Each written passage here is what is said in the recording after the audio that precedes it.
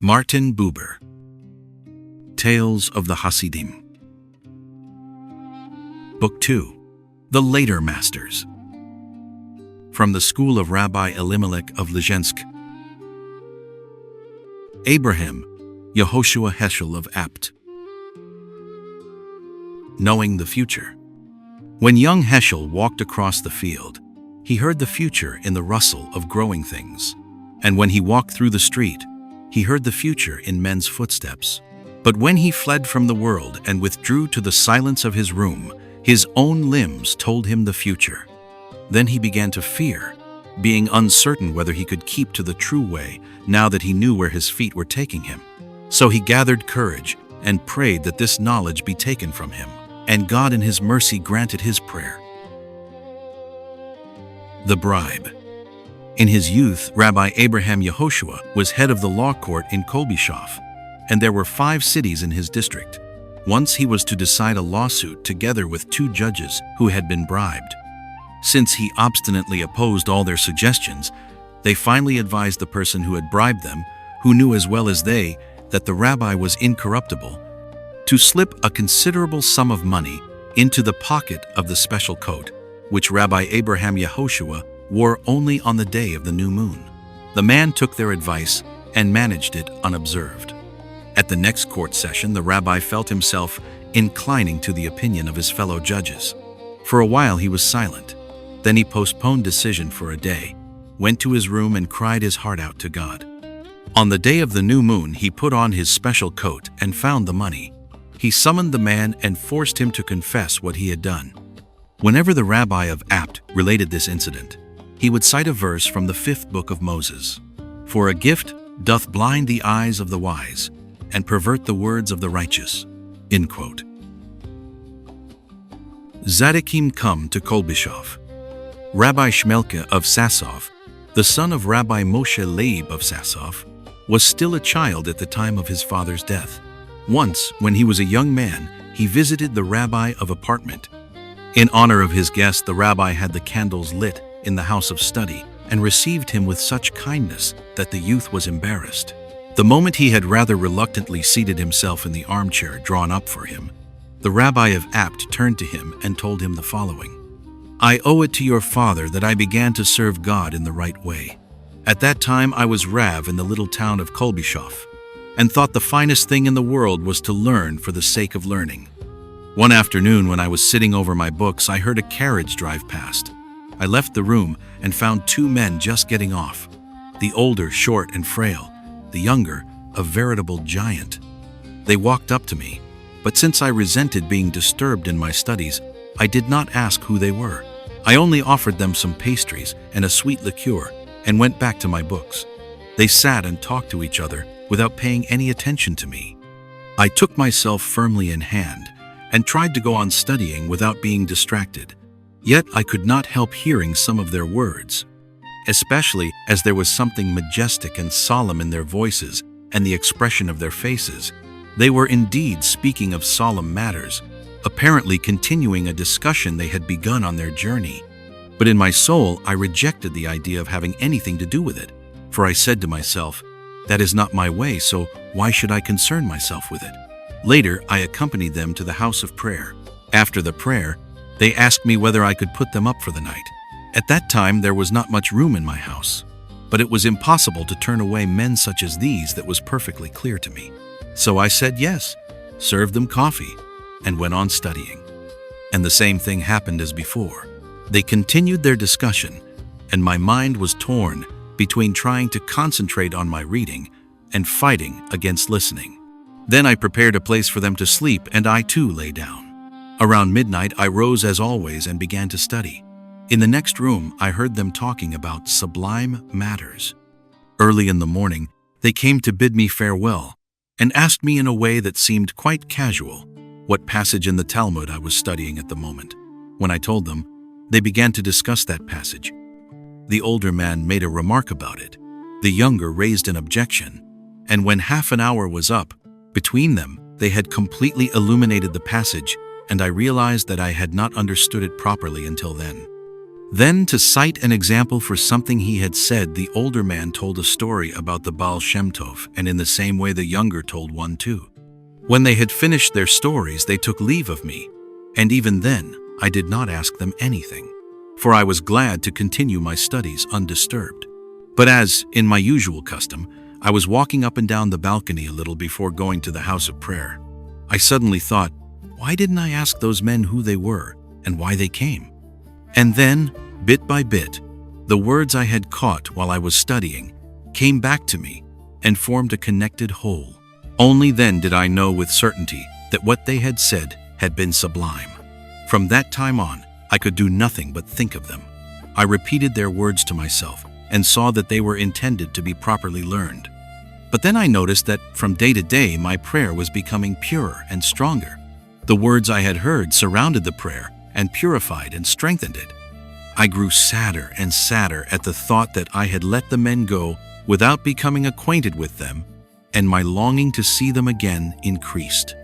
Another early morning, 2 weeks afterward, I was walking up and down the balcony with just a skull cap on, for I was in the habit of putting on my fur cap only before going to the house of prayer, when I saw a carriage passing the house.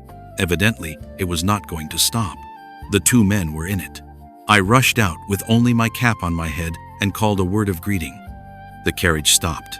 They returned my greeting indifferently, and the older man added, "We are in a hurry. We want to pray in the next village. Can't I get you something to eat?" I asked. "Well, all right," said the younger, a little more cordially. "Get us a few pretzels," but quickly. It took a few moments to fetch them, and when I came out of the house, the carriage was making off at full speed. I swiftly snatched up prayer shawl and phylacteries, and holding them in one hand and the pretzels in the other, I ran after the carriage in my skull cap and shouted to them to stop. But they did not seem to hear me, and not until I had mustered all my strength to catch up with them did the carriage stop. I got in, and we began to talk. I found out that the older man was the Rav of Berdichev, and the younger Rabbi Moshe Leib of Sasov, your father. After we had prayed in the next village, I offered them the pretzels, and they said the blessing and ate, and I with them. Then they wanted to send me home, but I begged to be allowed to accompany them a short way. So we drove off together, and they spoke to me, and then I asked questions, and they answered. The talk continued, and the carriage rolled along, and I was not aware that the hours were passing. When the carriage stopped, I discovered that we were in Lizhensk, in front of Rabbi Elimelech's house. "Here you are," said your father. "This is where your light lives." And so I stayed on in Lizhensk. Temptations. Joseph Lando, the rabbi of Jassy in Romania, had rejected a bribe offered him by a prominent member of his congregation, whom he had opposed because the man had violated a religious law. Shortly after this, he visited the rabbi of Apt, and with a self-satisfied air, told him how he had resisted temptation. When the Tzaddik bade him farewell, he blessed him and expressed the hope that he would become an honest and God-fearing man. "I am delighted with the blessing of my teacher and master," said Rabbi Joseph Landau, "and what more could I ask? But why did you wish me this just at this time?" The rabbi of Apt replied, "It is written, 'Also unto thee, O Lord, belongeth mercy, for thou renderest to every man according to his work.'" Those who expounded these verses asked themselves time and again why paying a hired man his proper wages should be called mercy. But the truth of the matter is that God has mercy when he leads every man into the temptation befitting his inner level, the common man into petty, the superior man into grave. Temptation. The fact that you were exposed to so slight a temptation is a sign that you have not yet reached one of the upper rungs to perfection. That is why I blessed you, asking God to let you ascend to them and be found worthy of a greater test. In hell. The rabbi of Apt said to God, "Lord of the world, I know that I have no virtue and no merit for which, after my death, you could set me in paradise among the righteous.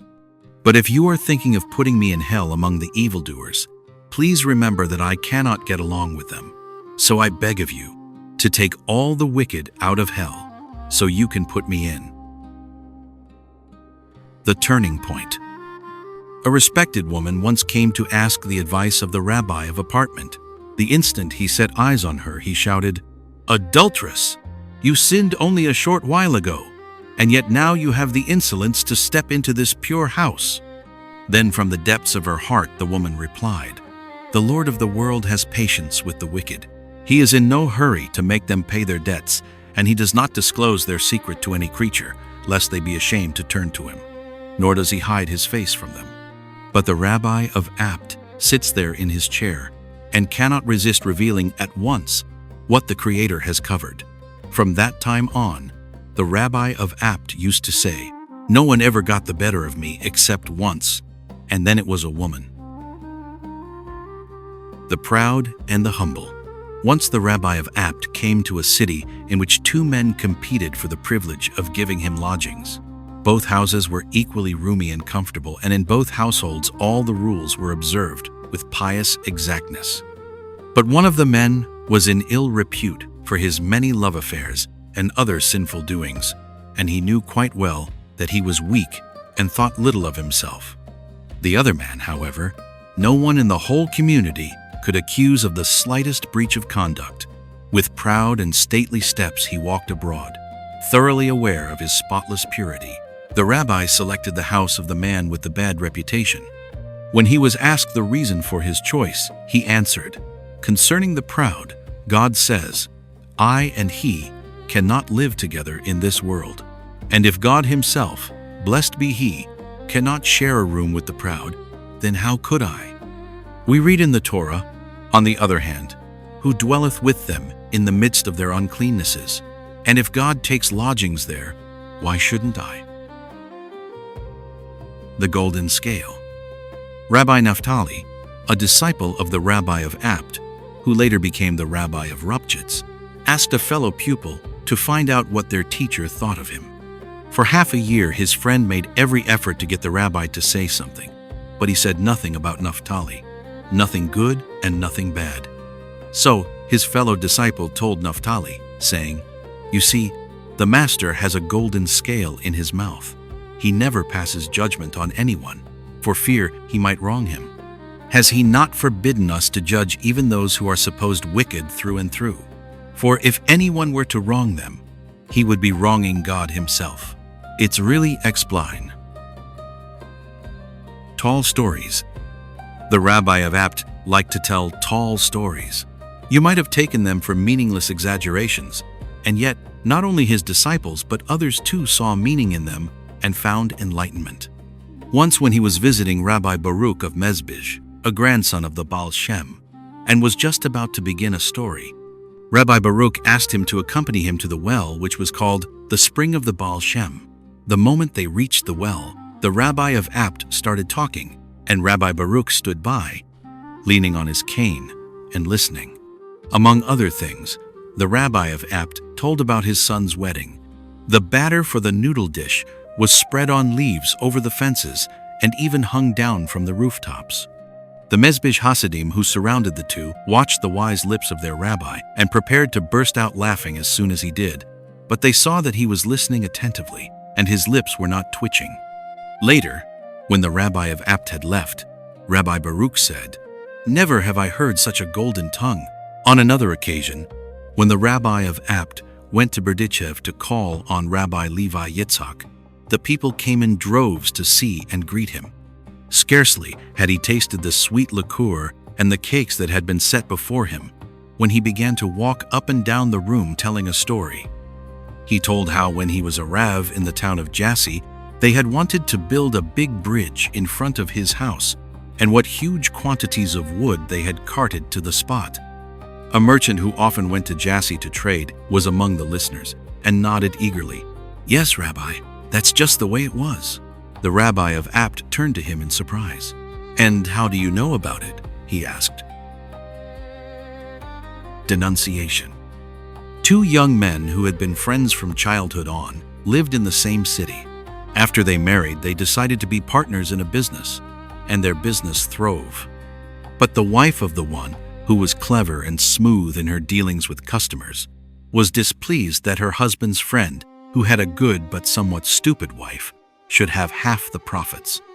Her husband did indeed tell her that it is not our shrewdness or strength that matters, but only that which pleases God. She, however, would not accept his instruction, and pressed him more and more, until finally he said to his friend, "We must separate, dear friend, for I cannot stand this any longer."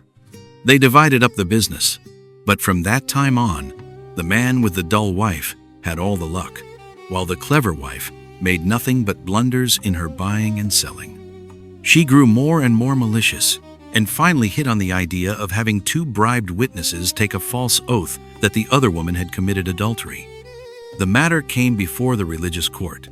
When Rabbi Abraham Yehoshua had examined the witnesses, he sent for his son and said to him, "Have this posted all over the district. Whoever from this time on gives the rabbi of Apt a ruble is a sinner in Israel. For it says in the Torah, 'At the mouth of two witnesses shall he that is to die be put to death.' But I can see that this woman is without guilt. Thus what I see is contrary to the holy Torah, and whoever pays me taxes sins." When the rabbi of Apt had uttered these words with all solemnity, the witnesses were seized with terror. They nudged each other with their elbows and then confessed the truth. The world of illusion. Once the rabbi of Apt spoke of the world of illusion in which the souls of all those who die deluded by their own vanity stray, and he told this story. A few years ago, during a very cold winter, a poor man went to buy wood in the marketplace of our town. He wanted to warm the room for his wife who had just born a child. There were only a few faggots left, and he was just about to purchase them when the head of the community appeared and outbid him. The poor man, who could not pay a higher price, begged him in vain to have pity on his wife and child. That night the woman and baby fell sick, and they died a few days later. The man survived them for only a short while, but on the very day he died, the head of the community died too. Then the souls of both men appeared to me in a dream, for the poor man had summoned his opponent to my court. I pronounced the judgment. Many times in the course of his life, the head of the community had been brought before worldly judges on the complaints of those he had oppressed and tormented. But since he was well versed in all the intricacies of the law, he had always had the suits referred to one higher court after another, until he managed to get himself acquitted. Even now, in the world of illusion, he seemed just as sure of himself as he had been on earth, and appealed to a higher judge. He came without delay, but contrary to expectations, he not only agreed with my judgment, but pronounced an even harsher sentence. "I'll teach the judge," shouted the accused, and again appealed to a still higher court.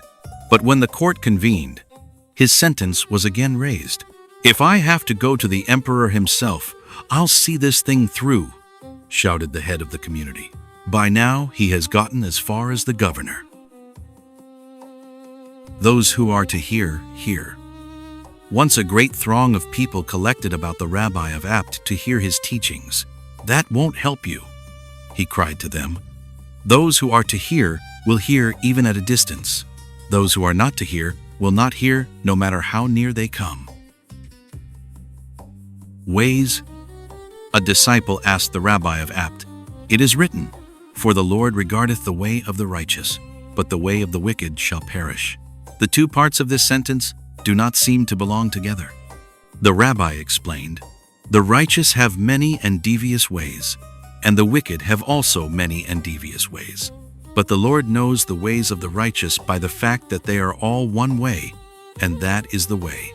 But the ways of the wicked are numerous and manifold, for they are nothing but many ways of losing the one way.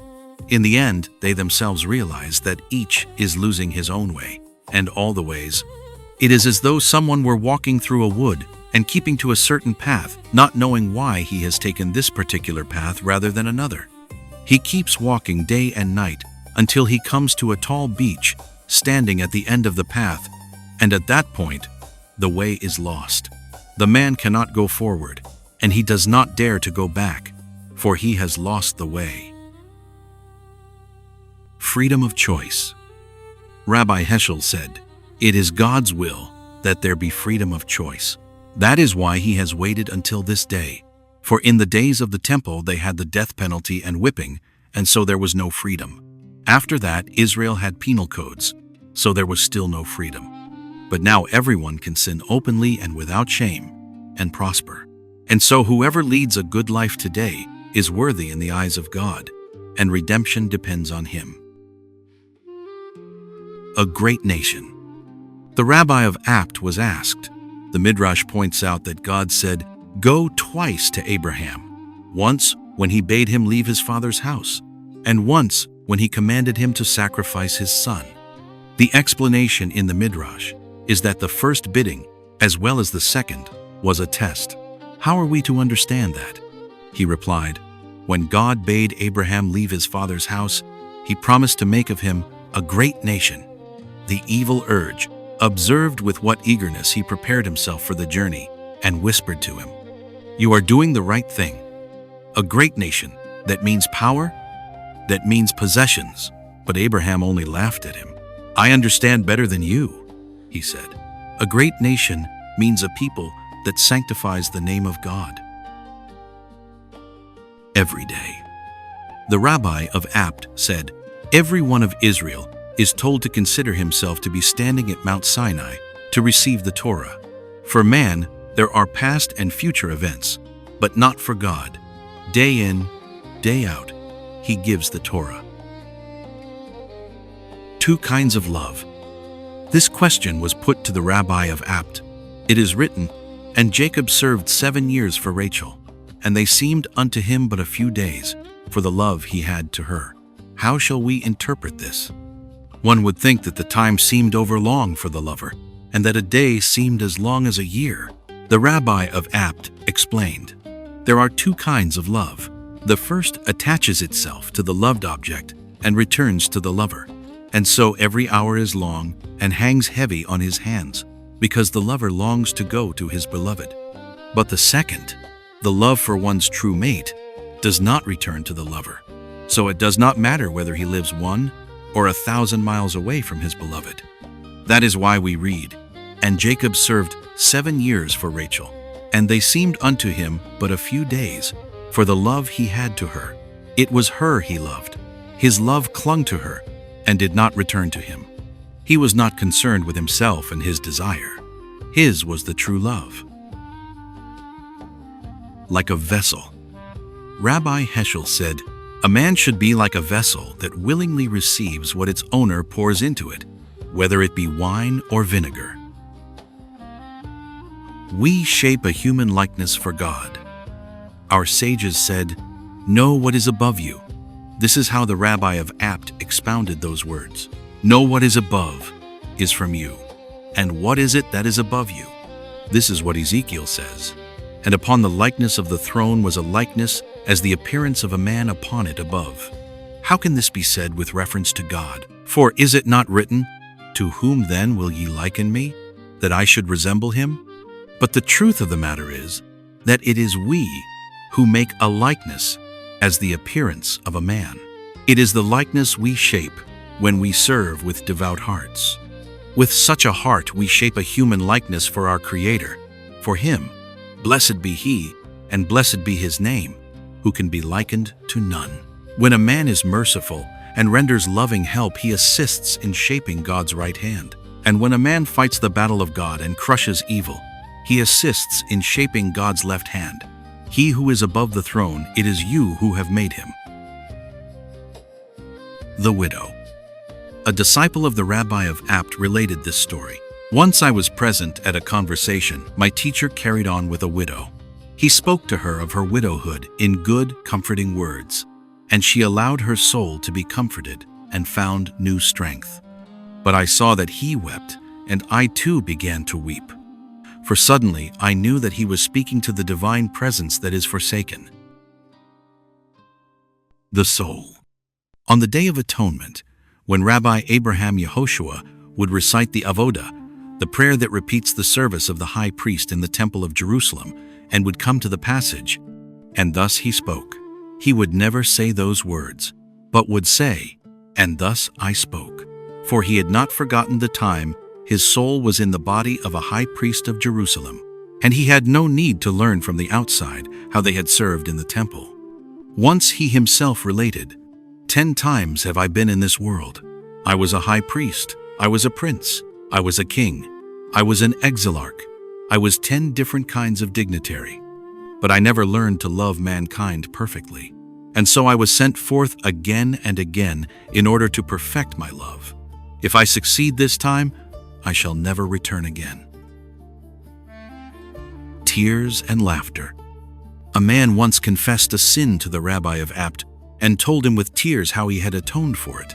The Tzaddik laughed. The man went on to tell what more he intended doing to atone for his sin.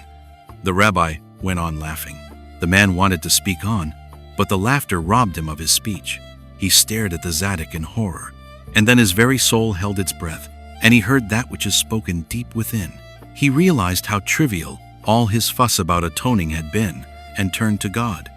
Later, the Rabbi of Apt told his Hasidim, 2,000 years ago, before I became a high priest in the Temple of Jerusalem, I had to learn the service step by step. First, I was accepted into the company of young priests. At that time, this man who has just gone was one of those who lived remote from the rest. He was stern with himself, pure and proven in the practice of all the virtues, but unexpectedly he was snared in a serious sin. In accordance with the law, he prepared to bring a sign offering. This was the custom in those days. When a man came to the keeper in charge to choose an animal for the sacrifice, the official asked him what sin he was about to atone for. When the man would begin to speak, the sorrow of his secret would spill over, and he would pour his heart out like water. Then he would take the animal and walk through the streets of Jerusalem to the hall of the temple where the animal was to be slaughtered. There the young priests would come to meet him, and they too would inquire what his sin had been. And again his heart would melt like wax in fire. By the time such a man would reach the high priest and confess his innermost secret, he would be wholly transformed. Now when this man entered the temple hall with his sacrificial animal, I took pity on his ravaged and tear-stained face. I comforted him, wept with him, and eased his heart until he began to regain his composure, and his sin weighed on him less and less. When he came to the high priest, he did not experience the turning to God, and his offering was not graciously accepted. So, in the course of time, he had to come down to earth once more and appear before me again, but this time I loved him more. The servant of the Lord. The Rabbi of Apt was asked, in the last chapter of the 5th book of Moses we read, "So Moses, the servant of the Lord, died there." And we read again in the 1st chapter of Joshua, after the death of Moses, the servant of the Lord. Why should Moses be designated a servant of the Lord in the hour of his death and after it, just as if this were something new? For chapter after chapter before this we read how he served his Lord with all his heart and substance. The Rabbi of Apt expounded, before Moses died, the Lord showed him the land from the top of Mount Nebo and said to him, "This is the land which I swore unto Abraham, unto Isaac, and unto Jacob." Rashi comments on this. God sent Moses forth and said, "Go and tell the patriarchs that I shall now fulfill the oath which I swore unto them." So even in his death, Moses was the messenger and faithful servant of God, and he died in order to serve in all eternity. The table. On the day of the new moon, in the month he was to die, the Rabbi of Apt discussed at his table the death of the righteous man. When he had said grace, he rose and began to walk back and forth in the room. His face glowed. Then he stopped by the table and said, "Table, pure table, you will testify in my behalf that I have properly eaten and properly taught at your board." Weak. Later he bade that his coffin be made out of the table. The inscription. Before he died, the Rabbi of Apt ordered his sons to have no other words of praise carved on his tombstone than, "He who loved Israel." That is the inscription on the stone. In dying. When he lay dying, the Rabbi of Apt cried out, "Why does the son of Jesse delay?" He wept and said, before his death, the Rabbi of Berdichev promised that he would disturb the peace of all the holy men, and that he would not stop until the Messiah came. But then they showered him with such delights in hall after hall that he forgot. But I shall not forget. I do not want to enter paradise before the coming of the Messiah. Beyond our vision. After the Rabbi of Apt's death, two Tzadikim met, Rabbi Yitzhak of Radzivill, the son of the Maggid of Zlotchov, and Rabbi Israel of Rizhin, the rabbi of Mezrich's great-grandson. Rabbi Israel asked, what did he mean by saying that he did not want to enter paradise before the coming of the Messiah? Rabbi Yitzhak replied, in the psalm we read, we have thought on thy loving kindness, Elohim, in the midst of thy temple. My reading of this verse is this: we thought of Elohim. Your loving kindness is in the midst of your temple. The name Elohim refers to the divine attribute of rigor. So, when we think of our troubles here, seeing in them only the divine attribute of rigor, or Elohim. But there, in the midst of thy temple, everyone who comes, if only to the threshold, knows that everything there is the loving kindness of God. The vision of the vegetable vendor, Rabbi Yitzhak of Neskij, the son of Rabbi Mordecai of Neskij, told this story. On the day before the Rabbi of Apt suddenly fell ill and died, an old woman who sold vegetables in the marketplace said to her neighbor, this morning at dawn, I don't know whether I was awake or dreaming, I saw my husband, may he rest in peace, who has been dead these many years. I saw him rush past without looking at me. Then I burst into tears and cried to him, first you go and leave me to a miserable life with my orphaned children, and now you don't even look at me. But he kept on running and didn't turn to give me a glance. As I sat there crying, I saw him coming back. He stopped and said, I couldn't take any time off before. We had to fumigate the road and cleanse the air, because the Tzadikim from the land of Israel cannot stand the air here, and they will soon be coming to receive the Rabbi of Apt and escort him to the other side. Isn't that a fine story? The grave in Tiberias. This tale is told. Once, the Rabbi of Apt sat deep in thought. He looked bewildered and a little sad. When his Hasidim asked whether anything was troubling him, he said, up to now, during my soul's every sojourn on earth, I occupied some post of honor in Israel, but this time I have none. At that very moment, a messenger from the land of Israel arrived and handed the rabbi an official letter. In it was stated that the Palestinian community, made up of emigrants from Volhynia, whose seat was in Tiberias, nominated him their head. The Rabbi of Apt had a feast prepared to celebrate his happiness. Then he gave the messenger a sum of money for the purpose of acquiring a plot of ground for him beside the grave of the prophet Hosea, and of the same size. The night Rabbi Abraham Yehoshua died, a knocking was heard at the window of the Volhynia meeting house in Tiberias. Go out and escort the Rabbi of Apt to his eternal rest, it said. When the caretaker opened the door, he saw a bier being borne through the air. Thousands of souls were swarming around it. He followed it to the cemetery and watched them lower the body into the grave. Menahem Mendel of Raimanov. The Song of Praise. The only way young Mendel could manage to travel from his home to the city where Rabbi Elimelech lived was to hire himself out as servant to a coachman. His duties included watching the carriage and the horses during the stops on the journey. It was a bitterly cold day.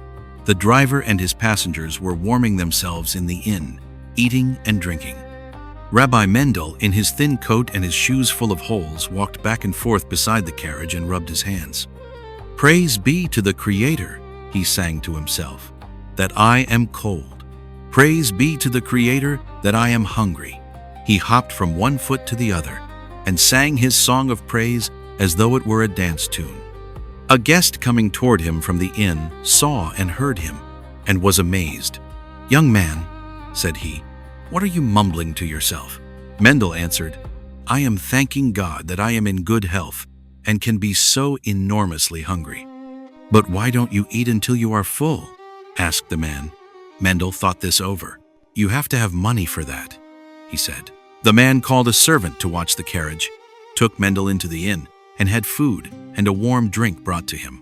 Then he saw to it that he got sturdy shoes and a short sheepskin coat of the sort the village Jews wear. When Mendel reached Lizhensk, he immediately went to Rabbi Elimelech's house, and so quickly that the servants did not notice him, walked into the room of the Tzadik, who was sitting over a book, absorbed in the profundities of the teachings. His son Eleazar motioned to the unmannerly stranger to go and wait outside until his presence would not disturb the Tzaddik in his studies. But Rabbi Elimelech had already looked up. He took his son by the arm and said, almost singing, as though he were chanting a song of praise, "Lazar, Lazar, what do you want of that little Jew? Why, sparks of fire are flying all around his head." Barter. Rabbi Mendel's wife's parents kept urging their daughter to get a divorce from a husband who turned away from this world things and whose inefficiency in business only equaled his dislike for it. When she refused, they put out the couple, who up to this time had been living with them, as was customary. Then the two were in bitter need. Occasionally, with the cook's connivance, the woman managed to steal a few provisions from her father's kitchen, or a few faggots from her father's cellar.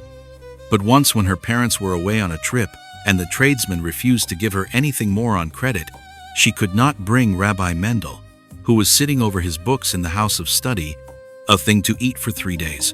On the third day, she ventured to cross the baker's threshold one more time. He turned her away. Silently, she left the shop.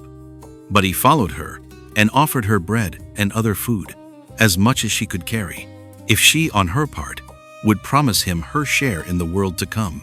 She hesitated only an instant. Then she accepted his offer. When she entered the house of study, she saw her husband sitting in his seat.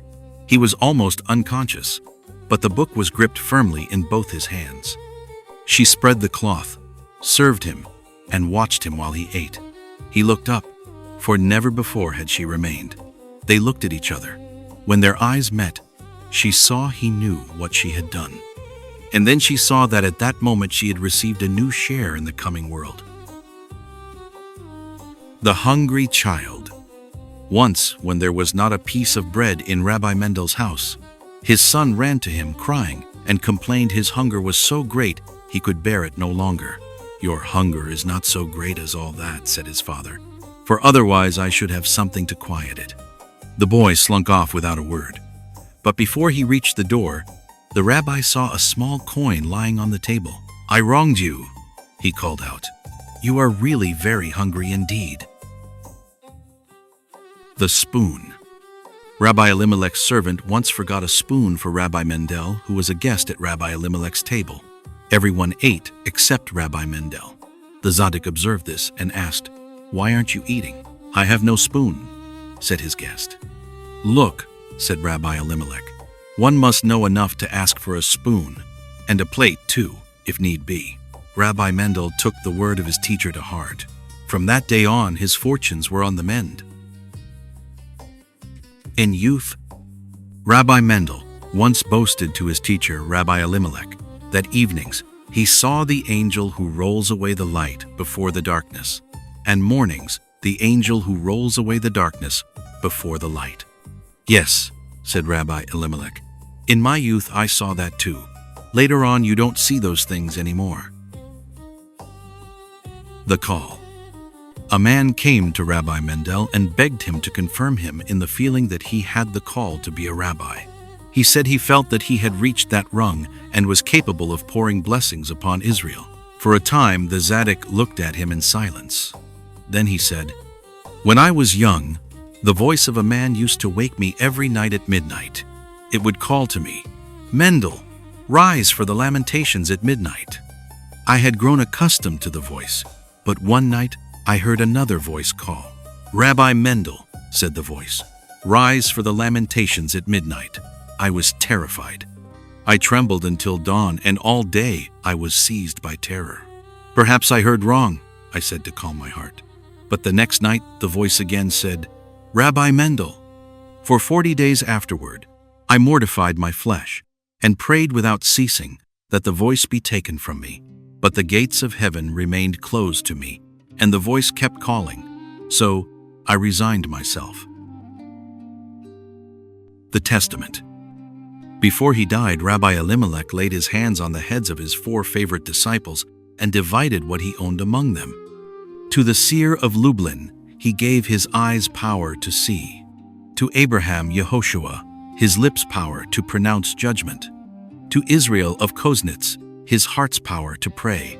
But to Mendel, he gave his spirit's power to guide. Nothing to offer.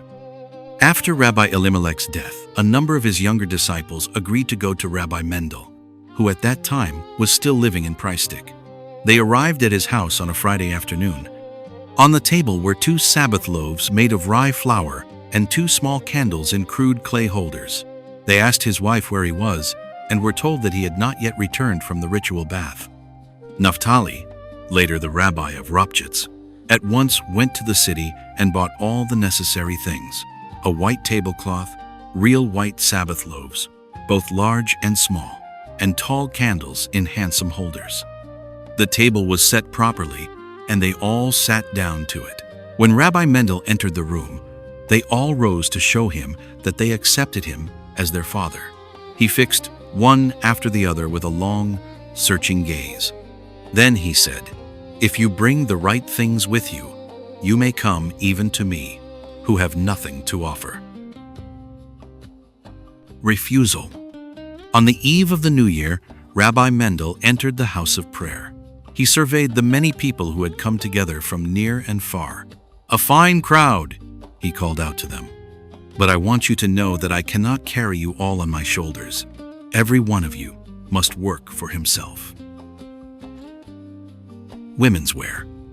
The first ruling Rabbi Mendel had made in Raimanov was that the daughters of Israel should not parade up and down the streets in gay-colored, lavishly trimmed dresses. From then on, the Jewish girls and women of Raimanov faithfully followed the Tzaddik's orders. But the daughter-in-law of the wealthiest man in town, the wife he had just fetched for his son from the capital of the district, refused to let her finery turn yellow in her chest, with none to admire it. When Rabbi Mendel saw her strutting up and down the main street, dressed in her best, he sent for the most mischievous gutter snipes and gave them permission to call after the woman whatever went through their heads. The rich man, who was one of the pillars of the community, came to the rabbi in a rage and tried to make clear to him that his ruling was contrary to the Torah. For Ezra the scribe had included in his ordinances permission for traders to travel from place to place, so that the daughters of Israel might adorn themselves. "Do you think," asked Rabbi Mendel, "that Ezra meant them to parade up and down the streets? Do you think he did not know that a woman can receive the honors due her nowhere save in her home?" Weights and measures. On the last day of every month, Rabbi Mendel had the weights and measures in every Jewish shop examined. Once in the place of business of a rich man, his agents discovered a liquid measure which had been declared invalid. The proprietor asserted that he no longer used it for measuring. "Even if you only use it for a spittoon, the law forbids you to have it on your premises," said one of the investigators.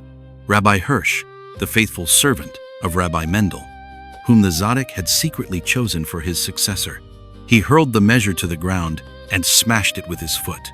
"Is Saul also among the prophets?" sneered the merchant. "Are you already competent to lay down the law?" When Hirsch returned to the Tzaddik, he reported that everything was in good order, but the others told Rabbi Mendel what had happened. He immediately sent out a crier to hammer on the doors of all the people and summon them to a sermon in the house of prayer. But he forbade the man to knock at the rich merchant's door. The congregation assembled. Rabbi Mendel preached on the subject of just weights and measures. Only then did the rich man, who had come along with the others, realize why he had not been summoned. The fact that the rabbi was speaking about him to everyone but him wounded him to the heart. After the sermon, he went up to Rabbi Mendel and begged to be given a penance and pardoned. Concerning hospitality, a man came and complained to Rabbi Mendel that he could not fulfill the commandment to be hospitable because his wife did not like to have guests. And whenever he brought people to the house, it gave rise to quarrels, which threatened his domestic peace. The rabbi said, "Our sages say, welcoming guests is a greater virtue than welcoming the divine presence." This may sound exaggerated to us, but we must understand it properly. It is said that when there is peace between husband and wife, the divine presence rests in their minds. That is why welcoming guests is described as being more important than welcoming the divine presence. Even if hospitality destroys the peace that exists between a man and his wife, the commandment to be hospitable is still the more important. Guest loaves. During a period when the cost of living was very high, Rabbi Mendel noticed that the many needy people whom he entertained as guests in his house received smaller loaves than usual. He gave orders to make the loaves larger than before, since loaves were intended to adjust to hunger and not to the price. The leaky roof. Government officials came to Rymanov to requisition a house in which to store provisions for the army. The only house suitable for their purpose proved to be the house of prayer of the Jewish congregation. When the heads of the community heard of this, they did not know what to do and consulted Rabbi Mendel in great dismay. But one of them recalled a circumstance which might lead to a change in the decision. The roof of the house of prayer had been leaking for quite a while, and if a heavy rain were to fall, the provisions would certainly have to be stored elsewhere. Then the decision to make a storehouse of the house of prayer is just, said the rabbi, for it is a judgment upon your idleness and neglect. Have the roof mended at once. The roof was mended the same day. From that time on, nothing further was heard concerning the decision of the officials. Only after some weeks did the people of Rymanov hear that on that very day the officials had decided in favor of another town.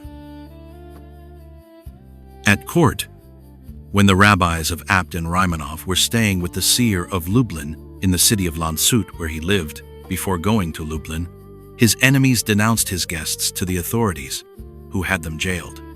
They decided that since Rabbi Mendel could speak the best German, and German was the language used in the court, he was to do the talking for all when they were examined.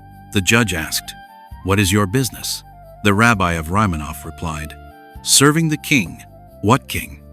"The king over all kings." "And why did you two strangers come to Landshut?" "To learn greater zeal in serving from this man here." End quote. "And why do you wear white robes?" "It is the color of our office." The judge said, "We have no quarrel with this sort of people," and he dismissed them. The two lights. Rabbi Mendel of Rymanov was asked, "Why cannot two Tzadikim have their seats in the same city?" He replied, "Tzadikim are like the lights up in heaven. When God created the two great lights of heaven, he placed both in the firmament, each to do its own special service. Ever since, they have been friends. The great light does not boast of being great, and the small light is content with being small. And so it was in the days of our sages. There was a whole sky full of stars, large stars and small stars, and they lived together in all brotherliness. Not so the Tzadikim of our day.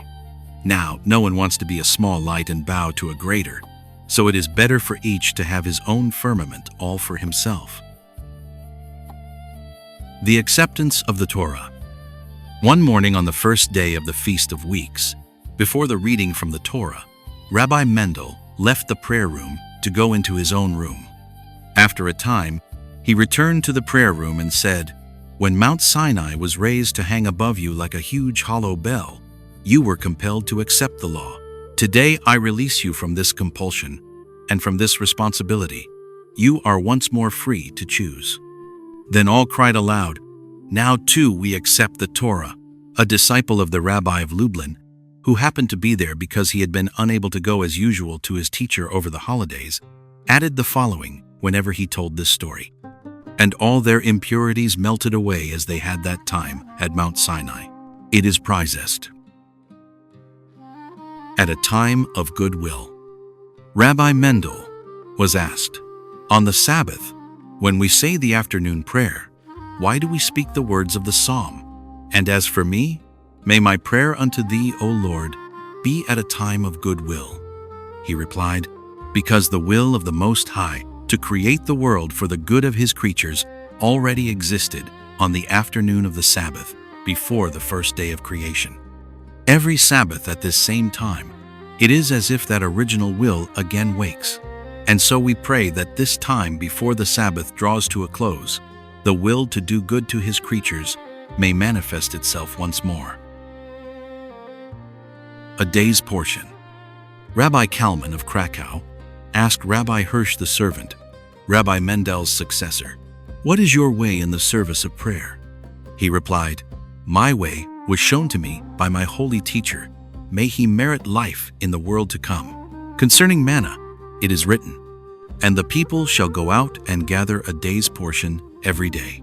Every day has its own portion of prayer, and one must concentrate on the particular meaning of each portion every day."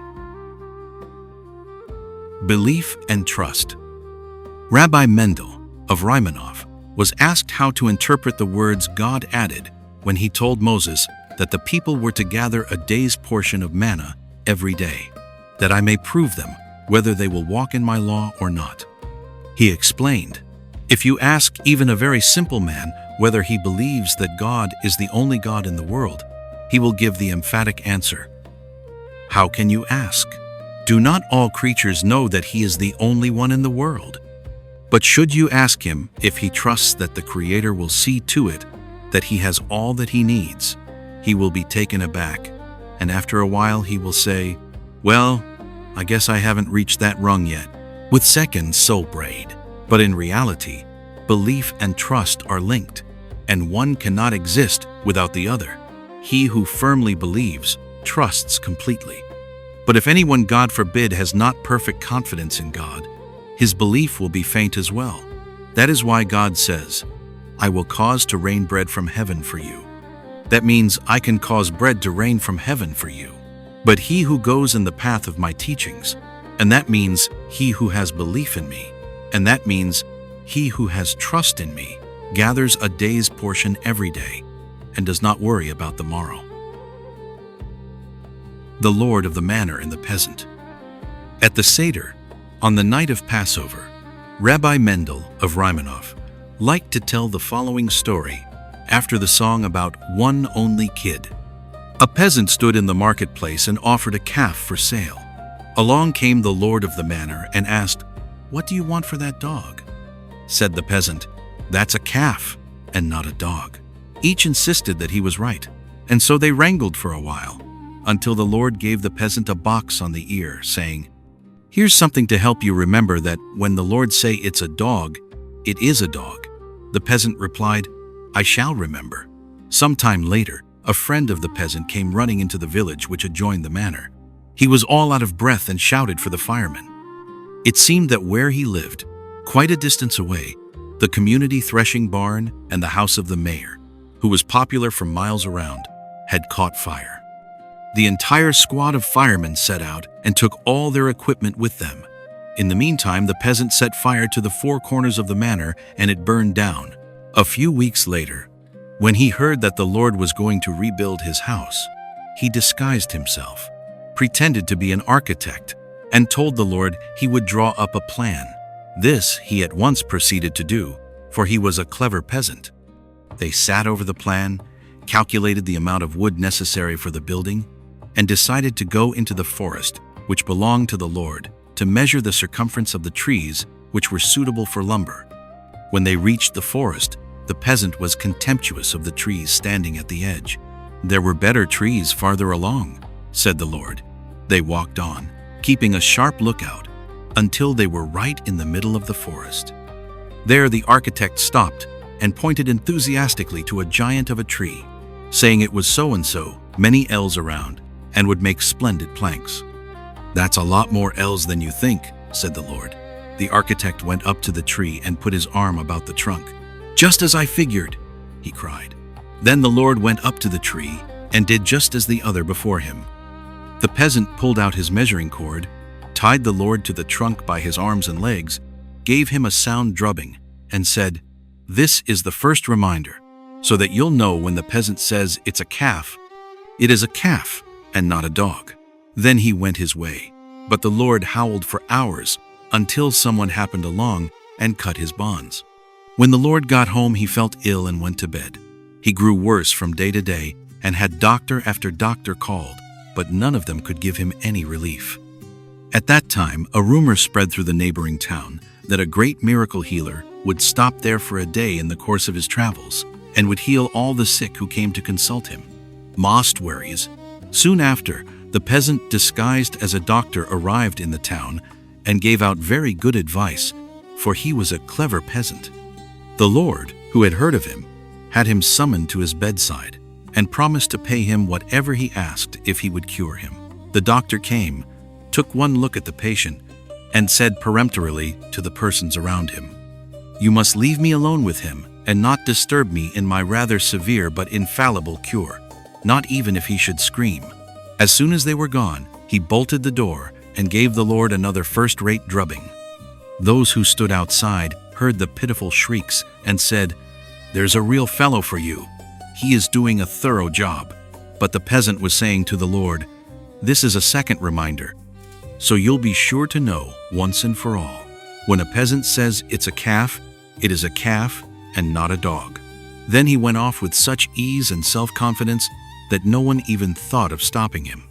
When the Lord recovered from his illness and his bruises, he set out to find the peasant, but did not succeed, for the latter had not only dyed his skin and changed the cut of his hair, but had also assumed manners and gestures that were so different that he was quite unrecognizable. Early in the morning on the next market day, he saw the Lord sitting in his coach close to the marketplace, which was still almost empty, peering in all directions.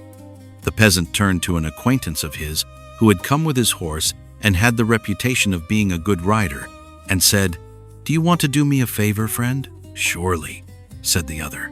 "If it isn't anything too difficult." "It is.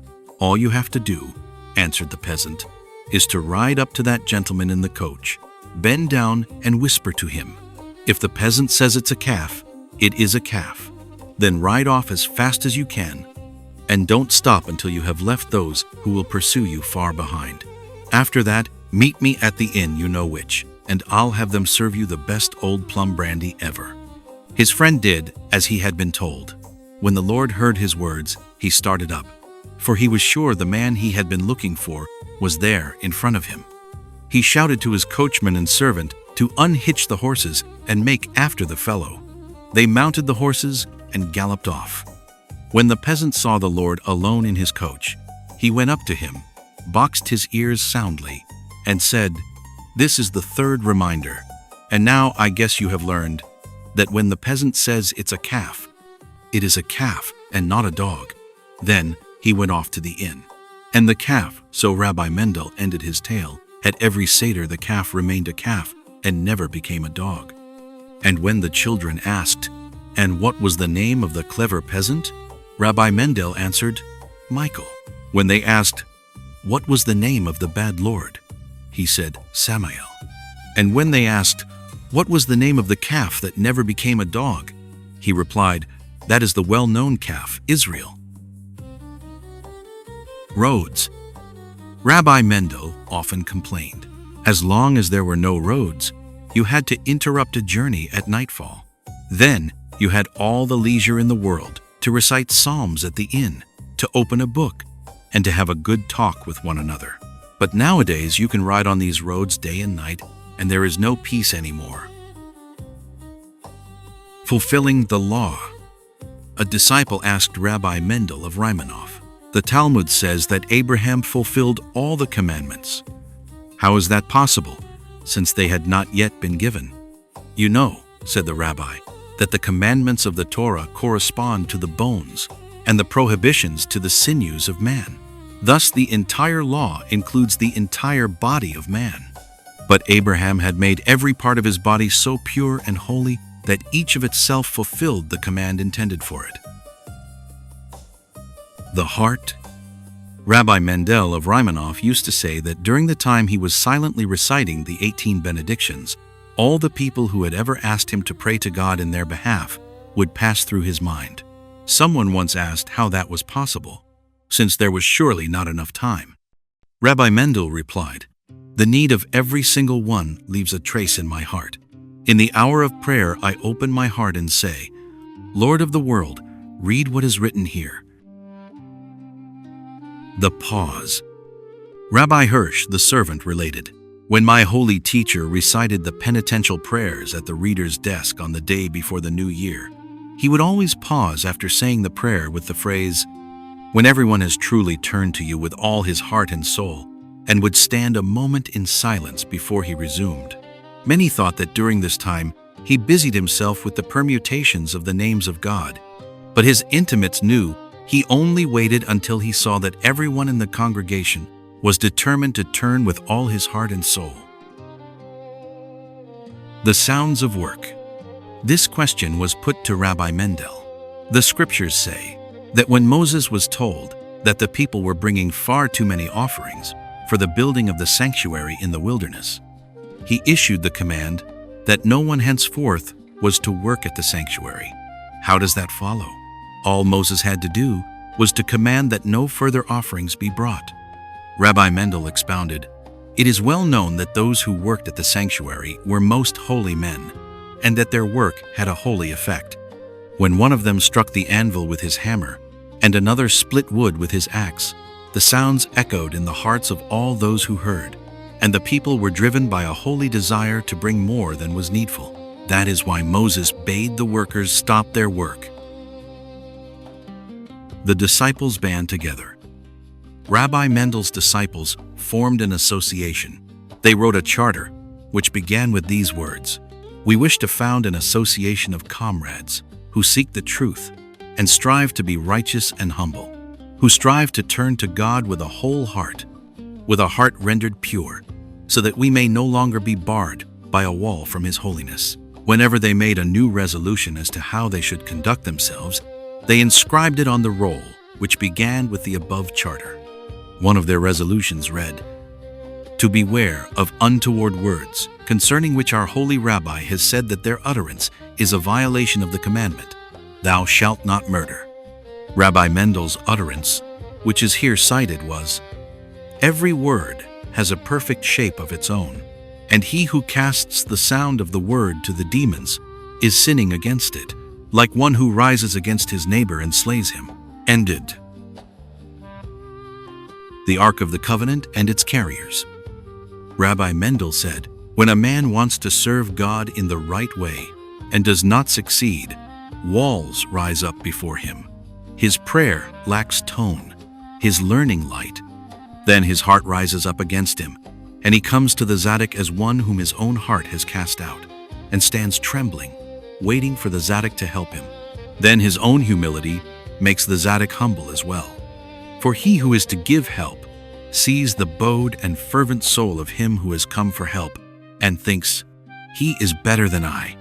And at that instant, the Tzaddik is lifted to the very heights by his service, and has the power to loosen that which is bound." To this we may apply the phrase, "The Ark of the Covenant carried its carriers." They blessed each other. Rabbi Fivish of Zboraj once came to Rabbi Mendel in order to spend the Sabbath near him.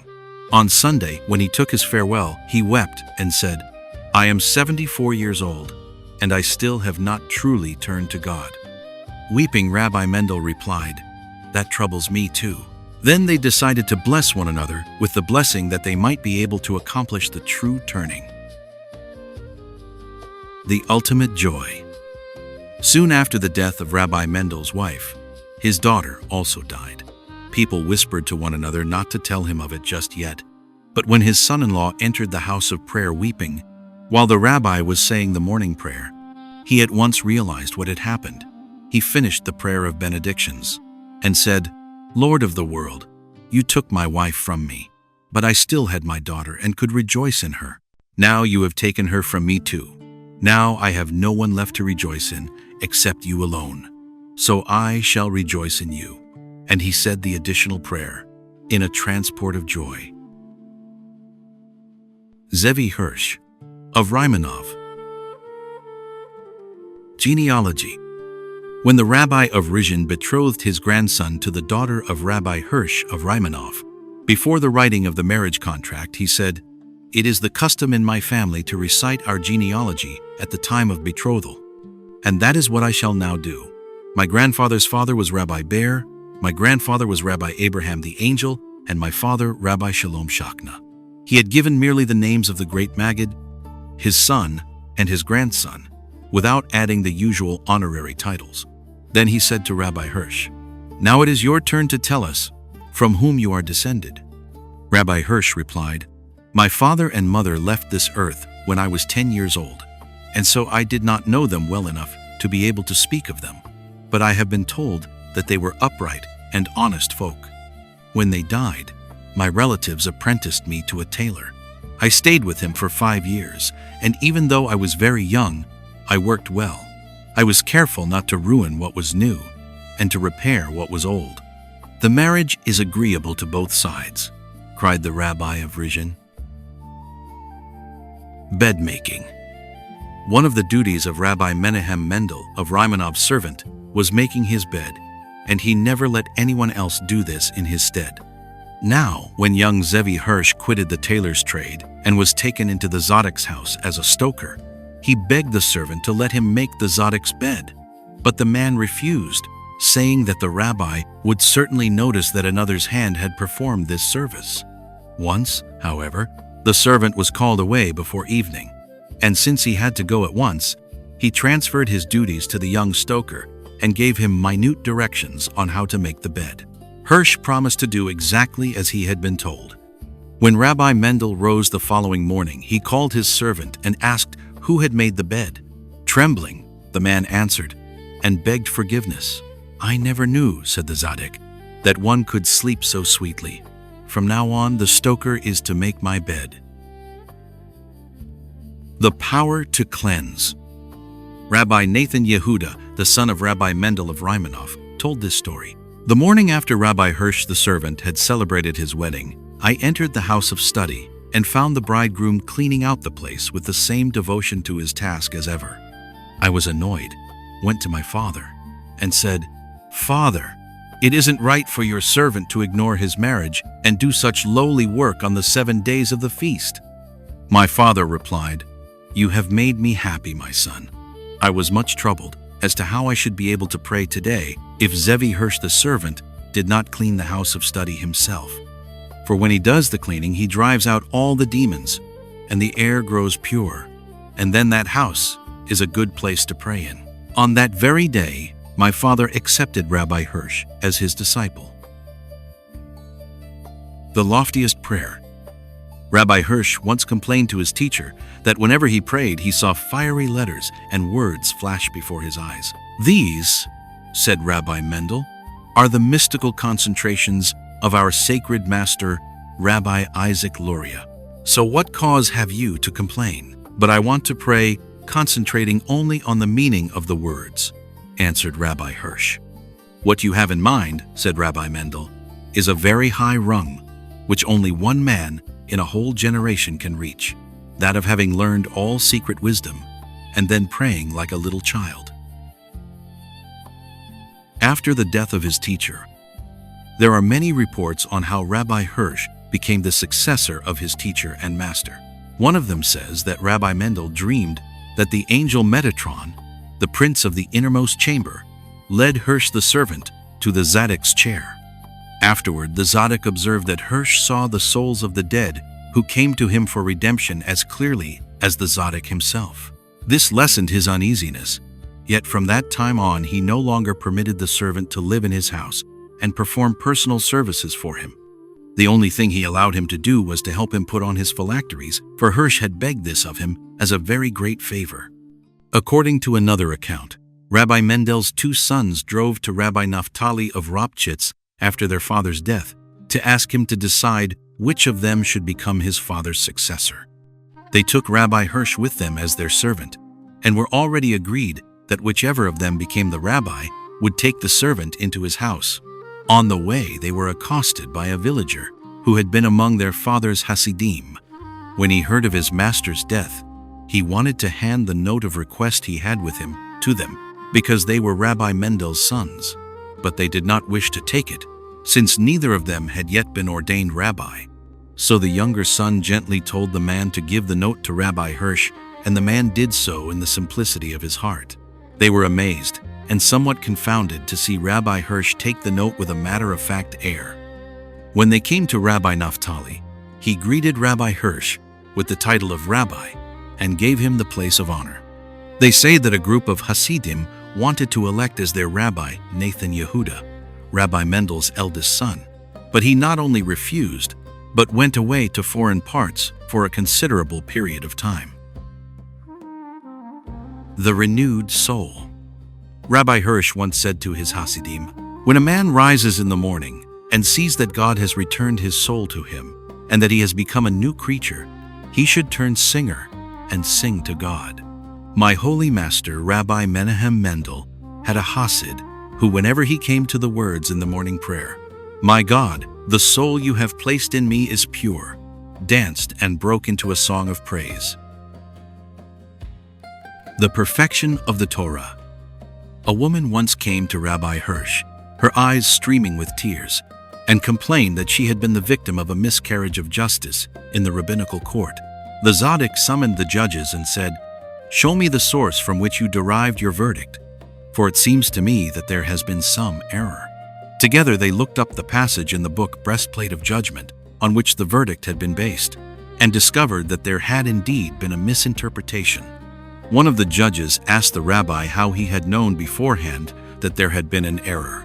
He answered, "It is written, the law of the Lord is perfect, restoring the soul." Had the verdict been in accordance with the true law, the woman could never have wept as she did. The quintessence of the Torah.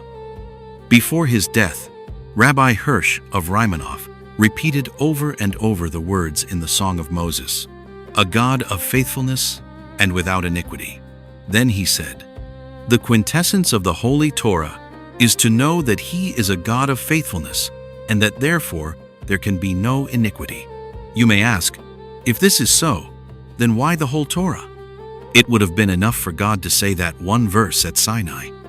The answer is, no one can grasp this one truth until he has learned and fulfilled the whole Torah. From the school of Rabbi Shlomo of Karlin, Yuri of Strelisk. With a quorum of 10 pulpits, when, after visiting with his teacher Rabbi Shlomo of Karlin, Rabbi Uri returned to Luau, he did not have a quorum of 10 needed for community prayer, but prayed alone during an entire year. One day, while he was studying the Book of Splendor, he came to a passage in praise of those who listened to the reading of the Torah, and decided from then on to go to the house of prayer every Sabbath to hear the Torah read. But the first Sabbath he listened, he noticed that they were not reading what was really written in the Torah, so he did not go the following week. But soon after this, he again found a passage in the Book of Splendor in praise of those who pray together with the community. He assembled 10 men to pray with him, and said to himself, "Even if God commanded me to pray with a quorum of 10 pulpits, I would pray with them." End quote. Acceptable offering. Rabbi Uri said, "It is written, and Abel brought, also he brought his own self. Only when a man offers himself as well is his offering acceptable." Before going to pray. Every morning before going to pray, Rabbi Uri saw to his house and said his last goodbye to his wife and children. The secret prayer. This is how Rabbi Uri expounded the words of the prayer. "May he who knows that which is hidden accept our call for help and listen to our cry." We know very well how we ought to pray, and still we cry for help in the need of the moment. The soul wishes us to cry out in spiritual need, but we are not able to express what the soul means.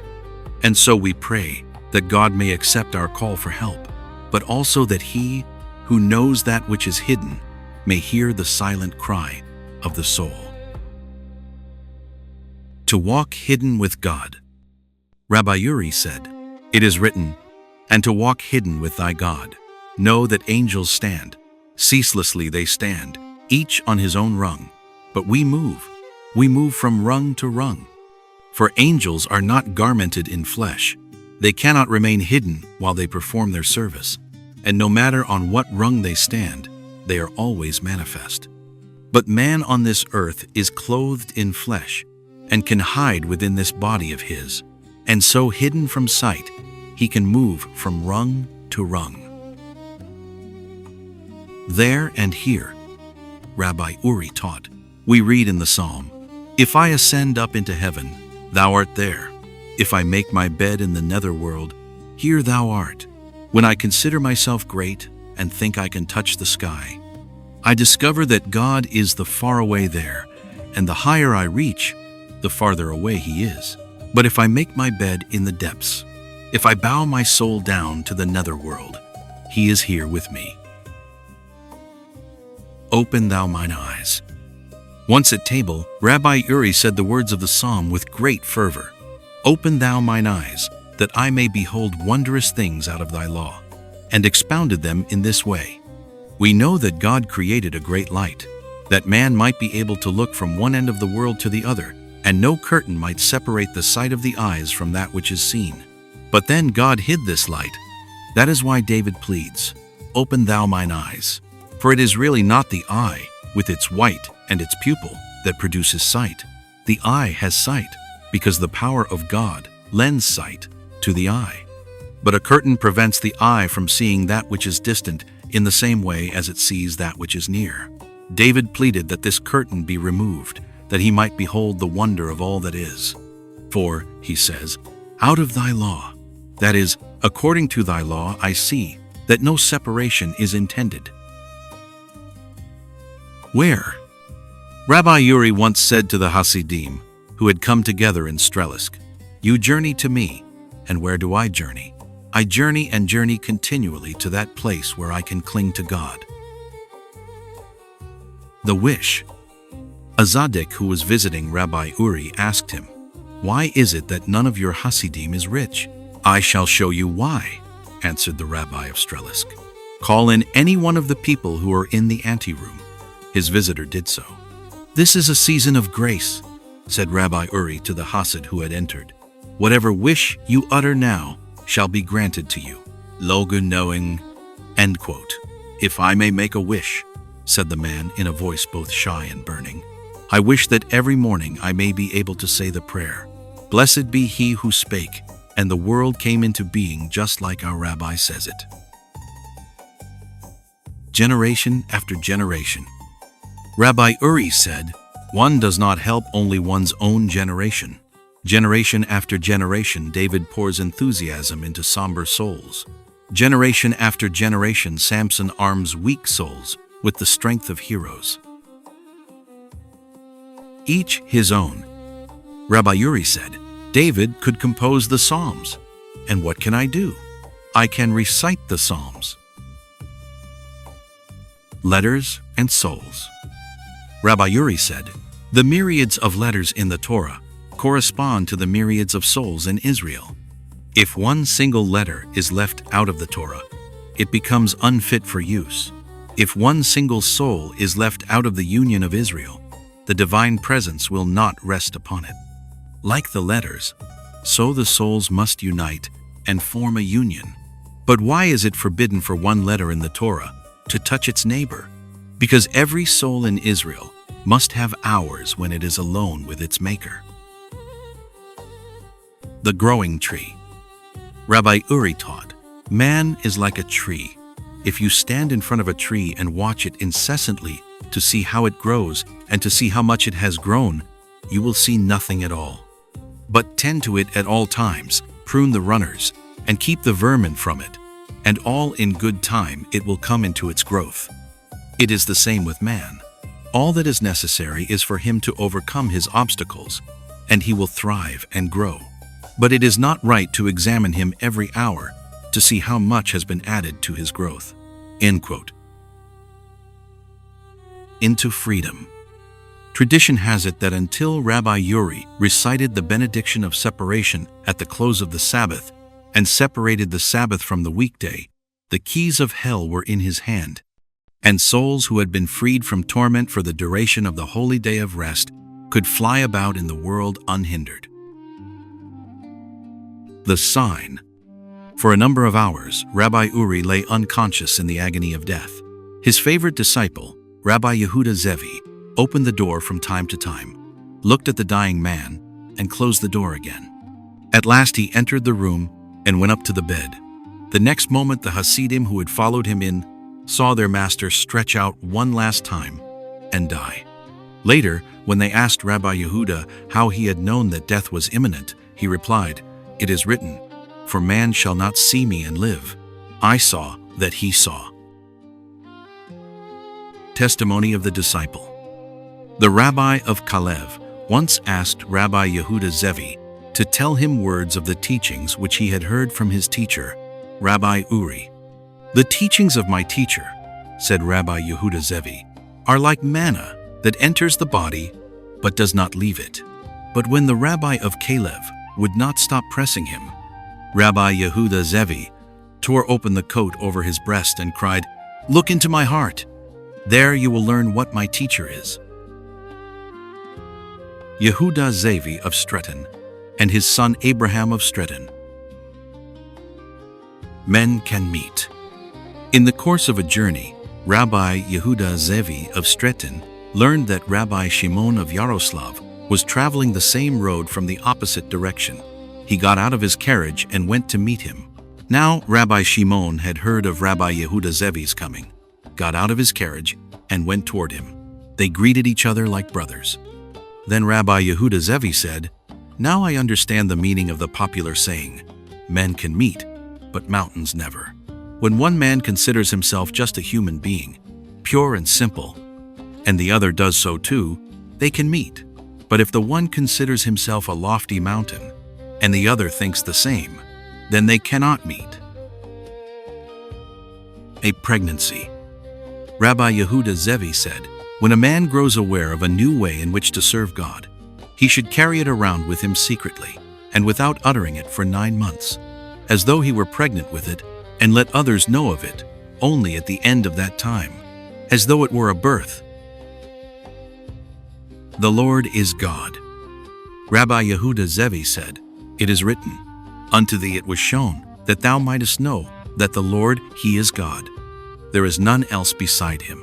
He who is learned knows that there is really no distinction between the name YHVH, which is translated as the Lord, that is, the attribute of mercy, and the name Elohim, which is translated as God, that is, the attribute of rigor. He knows that in reality, everything is good.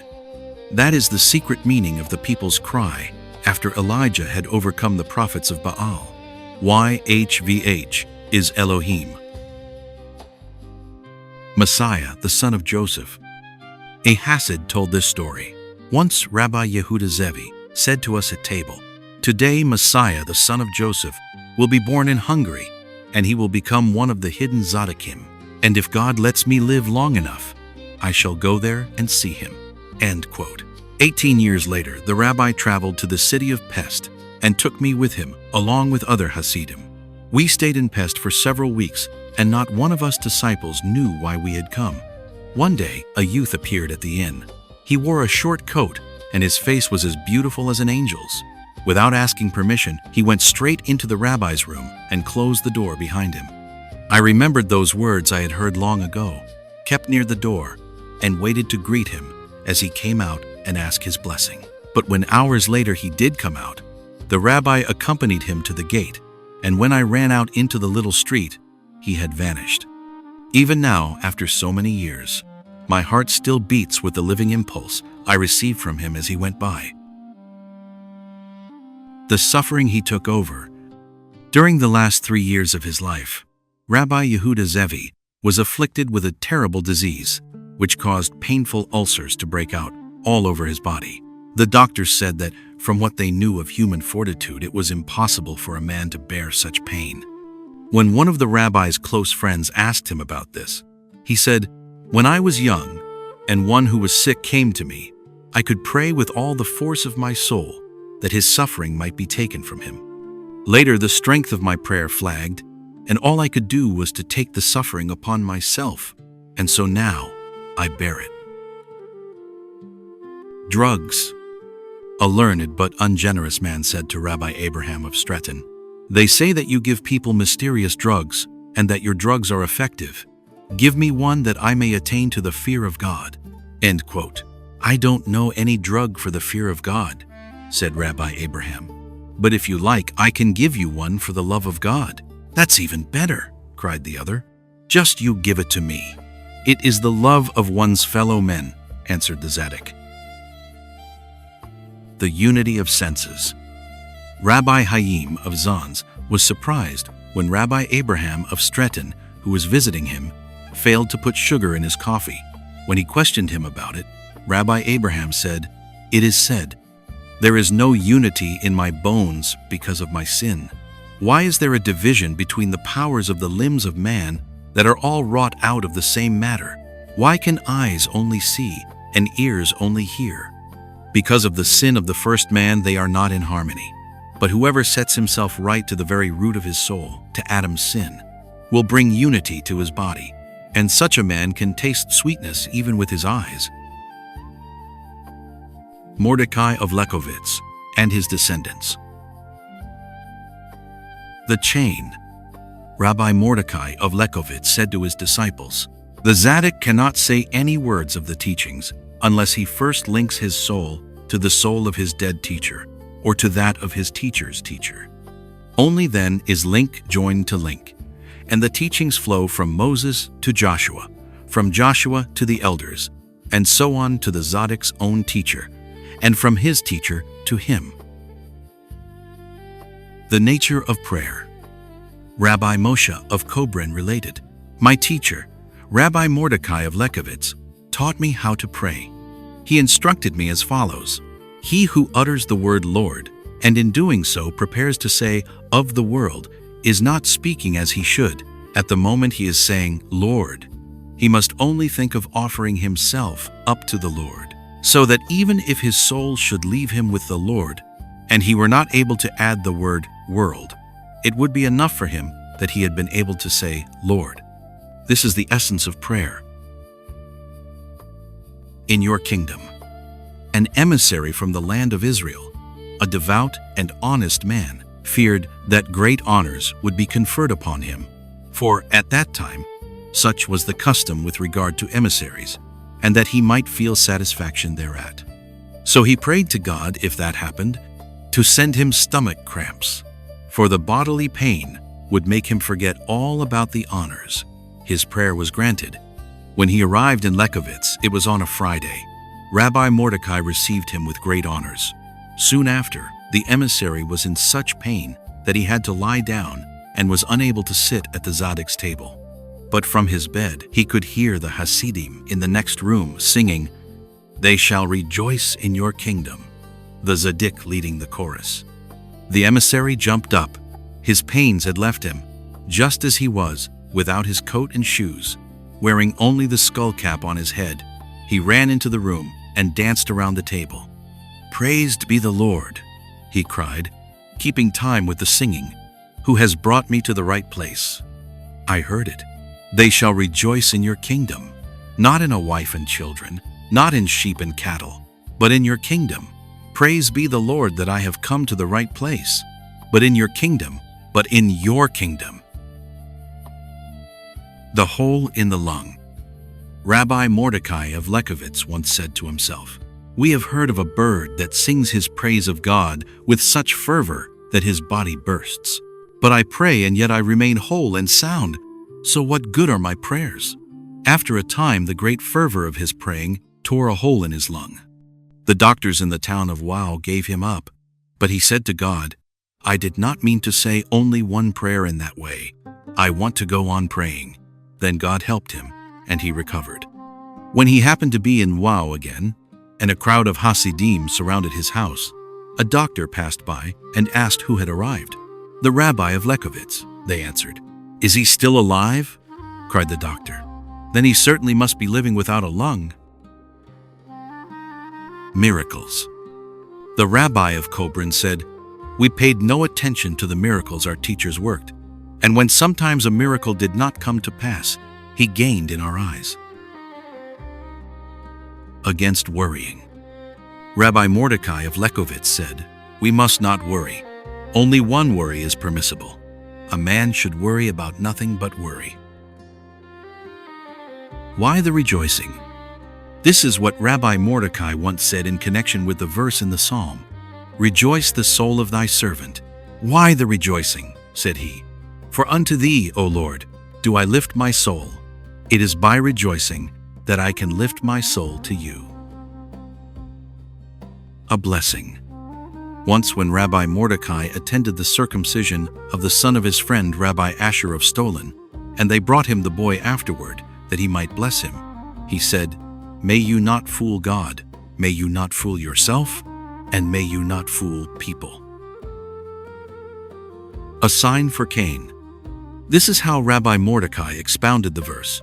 And the Lord set a sign for Cain, lest any finding him should smite him. God gave Cain, the penitent, a sign of strength and holiness, so that no accident he met with should beat his spirit down and disturb him in his work of repentance. Wholesome insolence.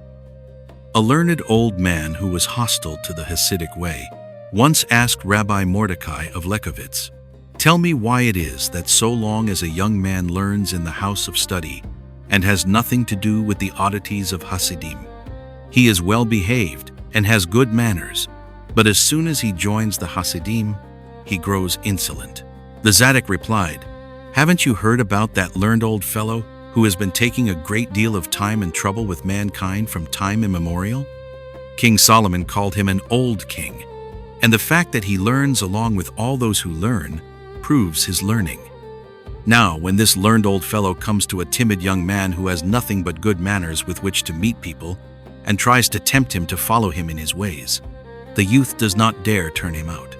But the Hasid, the insolent Hasid, seizes the old fellow in both his arms, presses him close to himself till his ribs crack, and kicks him out of the door. The verse within. Once when Rabbi Mordecai was in the great town of Minsk expounding the Torah to a number of men hostile to his way, they laughed at him. What you say does not explain the verse in the least, they cried. Do you really think, he replied, that I was trying to explain the verse in the book? That doesn't need explanation. I want to explain the verse that is within me. For the joy of others. The Mitnagdim were making fun of the rabbi of Lezkovitz on another occasion, but when they laughed, he did nothing but smile and say, God has not created a single creature that does not give joy to others. So I too have been created for the joy of others, for those who are near to my heart, because my nearness is pleasing to them, and for you, because you mock me. The Mitnagdim listened and grew silent and gloomy. Hasid and Mitnagid. A Hasid of the Tzaddik of Lezkovitz had a business partner who was a Mitnagid. The Hasid kept urging him to go to the rabbi with him, but the Mitnagid was obstinate in his refusal. Finally, however, when they happened to be in Lezkovitz on business, he let himself be persuaded and agreed to go to the Tzaddik's for the Sabbath meal. In the course of the meal, the Hasid saw his friend's face light up with joy. Later he asked him about it. When the Tzaddik ate, he looked as holy as the high priest making the offering, was the reply. After a while, the Hasid went to the rabbi, much troubled in spirit, and wanted to know why the other had seen something on his very first visit, which he, the rabbi's close friend, had not. The Mitnagid must see, the Hasid must believe, answered Rabbi Mordecai. Fraud. Rabbi Mordecai of Lezkovitz busied himself collecting money for the land of Israel, and he himself gave large amounts for this cause. At all times when he rose from his bed in the morning, before morning prayer, after morning prayer, before studying, after studying, before dining and after dining, and so on until evening, he put aside gifts for the land of Israel. When a sum of money had accumulated, he sent it to Rabbi Abraham Kotzker, who at that time was the collector for the land of Israel, and he appended a slip of paper which bore the names of the donors. But since Rabbi Mordecai himself had contributed considerable sums and did not wish anyone to know how large a share of the money was due to him, he added something of what he had given under the name of every other donor listed on the slip. When the list came to Rabbi Abraham's hand, he looked at it, smiled, shook his head, and pointed to one item after another, saying, The Rabbi of Lechovitz has something of his own in this. And here there's something more of the Rabbi of Lechovitz. Before they. Once when Rabbi Mordecai was saying the verse from the Psalm, "But I was brutish and ignorant. I was as a beast before thee," he interrupted himself and cried, "Lord of the world, I want to be ignorant. I want to be brutish, if only I can be before thee." In his father's footsteps. When Rabbi Noah, Rabbi Mordecai's son, assumed the succession after his father's death, his disciples noticed that there were a number of ways in which he conducted himself differently from his father and asked him about this. "I do just as my father did," he replied. "He did not imitate, and I do not imitate." Against hypocrisy. Rabbi Noah of Lechovitz said, "He who works in the service of God deceitfully, what good does it do him? God cannot be fooled, and if you succeed in fooling the people, it will turn out wrong in the end. Whoever tries to fool others only fools himself and keeps on being a fool." I believe. Once, when Rabbi Noah was in his room, he heard how one of his disciples began to recite the principles of faith in the house of study next door, but stopping immediately after the words, "I believe with perfect faith," whispered to himself, "I don't understand that." And then once more, "I don't understand that." The Tzaddik left his room and went to the house of study. "What is it you do not understand?" he asked. "I don't understand what it's all about," said the man. "I say, I believe. If I really do believe, then how can I possibly sin? But if I do not really believe, why am I telling lies?" "It means," answered the rabbi, "that the words 'I believe' are a prayer, meaning, 'Oh, that I may believe.'" Then the Hasid was suffused with a glow from within. "That is right," he cried. "That is right. Oh, that I may believe. Lord of the world, oh, that I may believe." Light. And God said, "Let there be light." Rabbi Shlomo Hayim of Kaidanov, a grandson of Rabbi Mordecai of Lechovitz, read this verse thus, "And he said, God, let there be light." When a man prays with true fervor, "God, let there be light," then he shall see the light. A Jew. Before he died, Rabbi Shlomo Hayim said to his sons, "You are not to think that your father was a Tzaddik, a Rebbe, a good Jew. But all the same, I haven't been a hypocrite. I did try to be a Jew." Moshe of Kobrin. The fish in the water. Rabbi Moshe of Kobrin told this story. "When I was a boy, I was once playing with other children on the first day of the month of Elul. Then my elder sister said, 'How can you play today, at the beginning of the month of preparation for the great judgment, when even the fish in the water tremble?' When I heard this, I began to tremble and could not stop for hours. And even now, as it comes back to me, I feel as if I were a fish in water on the first day of the month of Elul, and like the fish, I tremble before the judgment of the world." End quote. Charity. Rabbi Moshe of Kobrin was the son of villagers who labored hard to earn a meager livelihood. When he was a boy, there was a famine in Lithuania. Poor men left the cities with their wives and children and swarmed all over the countryside in search of food. Every day, throngs of hungry people passed through the village in which Moshe's parents lived. His mother ground grain with a hand mill, and each morning she baked bread and distributed it among them. One day, more people came than usual, and there was not enough bread to go around. But the oven was still hot, and the bowls were full of dough. So she quickly took some of the dough, kneaded it, and formed loaves, and slipped them into the oven. Meanwhile, the hungry people complained because they had to wait, and a few insolent fellows among them even railed and cursed. At that, Rabbi Moshe's mother burst into tears. "Do not cry, mother," said the boy. "Let them curse. Just do your work and fulfill the commandment of God. If they praised you and showered blessings on you, it would not perhaps be fulfilled so well." To be a soldier. The Rabbi of Kobrin told this story. When I was young, I once spent Purim with my teacher, Rabbi Mordecai of Lekovitz. In the middle of the meal, he cried, "Today is the day of gifts. The hour for giving has come. Whoever reaches out his hand will get from me whatever strength in the service of God he desires for himself." His disciples asked for a variety of spiritual gifts. Each got what he wanted and kept it. Finally, the rabbi inquired, "Well, Moshe, and what do you want?" I fought down my shyness and replied, "I don't want any gratuitous gift. I want to be a common soldier and serve until I deserve what I get." One thing after another. The Rabbi of Kobrin told this story. When my teacher instructed me in one way to serve, I did not want to hear anything more from him until I had done what he had taught me. Not until then did I open up my ears again. The faithful follower. Rabbi Mordecai of Lekovitz was a disciple of Rabbi Shlomo of Karlin. When this rabbi died, his disciples Rabbi Mordecai and Rabbi Asher of Stolin divided the communities of his Hasidim between them. But they could not come to an agreement about Kobrin, which each wanted to include in his own area. Rabbi Mordecai suggested a solution. "I have a Hasid in Kobrin," he said. "Rabbi Moshe, I give you a year to get him to visit you. If he does, you shall have Kobrin. During this year you may do anything you like to attract him to you, and I shall do everything I can to drive him from me." And so it came to pass.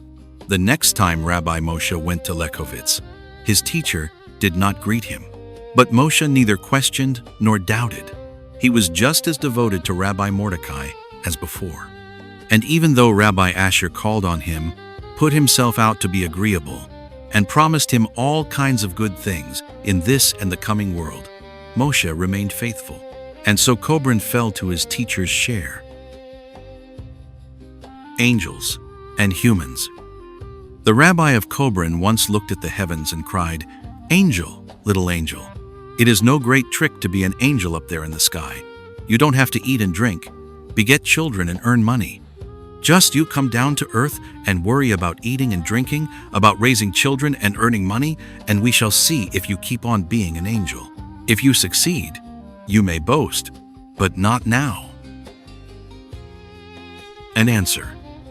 The Rabbi of Kobrin liked to tell the story of the answer General Goen gave to Tsar Nicholas. The general was very old and had served 50 years. At maneuvers which the Tsar attended, the general headed one of the armies. Nicholas rode down the first row and addressed the general. "Well, Gowen, I see you are up and doing. Is your blood still hot?" said Gowen.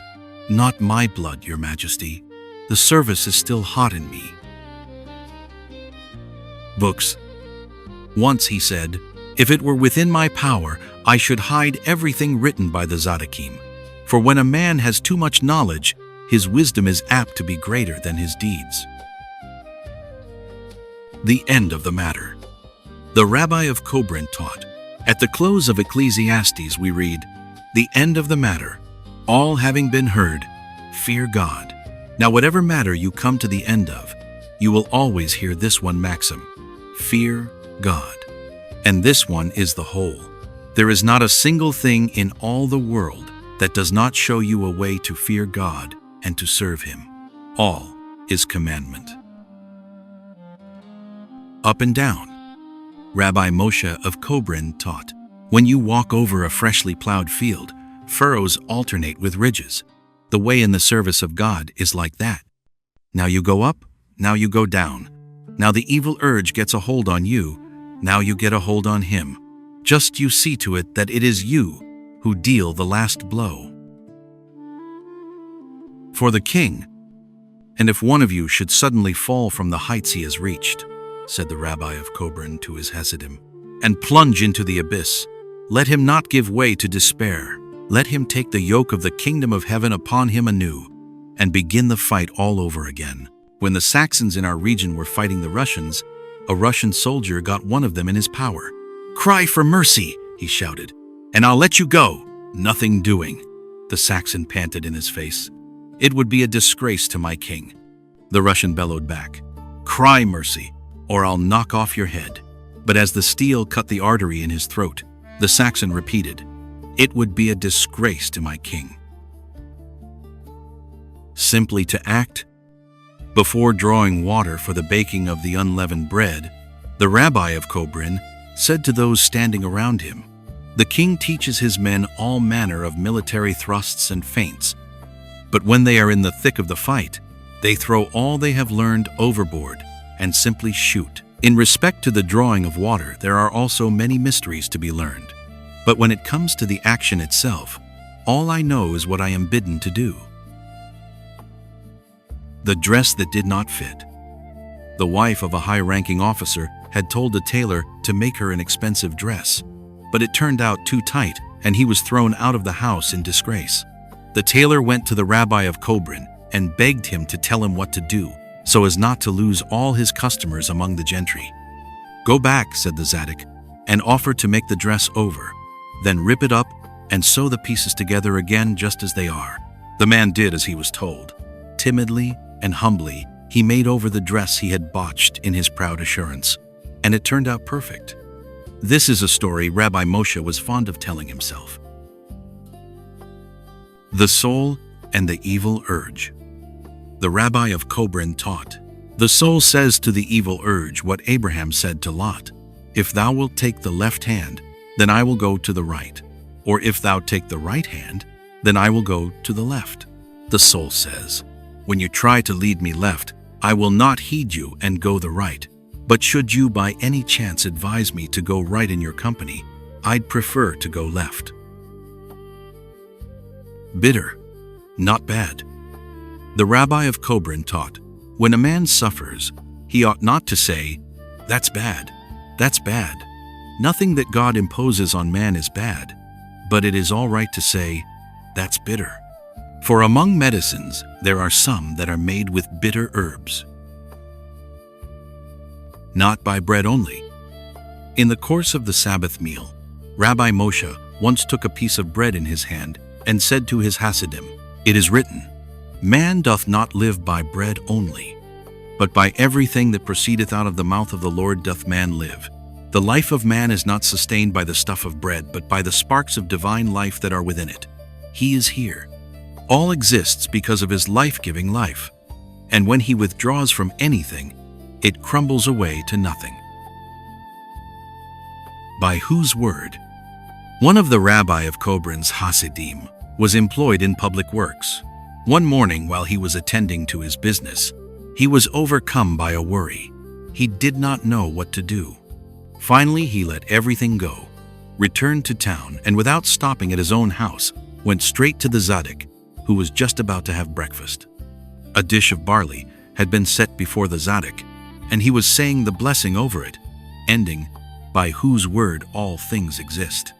The Tzaddik did not look at his Hasid, who had just crossed the threshold, and he did not offer to shake hands with him. So the man stood to one side and waited for an opportunity to present his problem. Finally, the rabbi said to him, "Zalman, I thought you were like your father, but now I see you are not like him. Your father once came to me with a whole load of troubles. As he entered, I was saying the blessing, ending, by whose word all things exist, just like today. When I had ended, I saw that your father was preparing to leave." "Elimelech," I asked, "didn't you have something on your mind?" "No," said he, and took leave of me.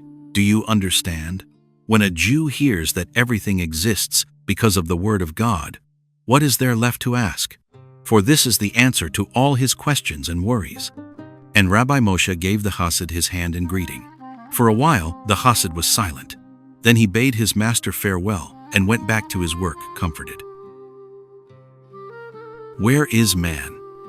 The time for the Sabbath meal had come, and many young men were standing around the table of the rabbi of Kobrin.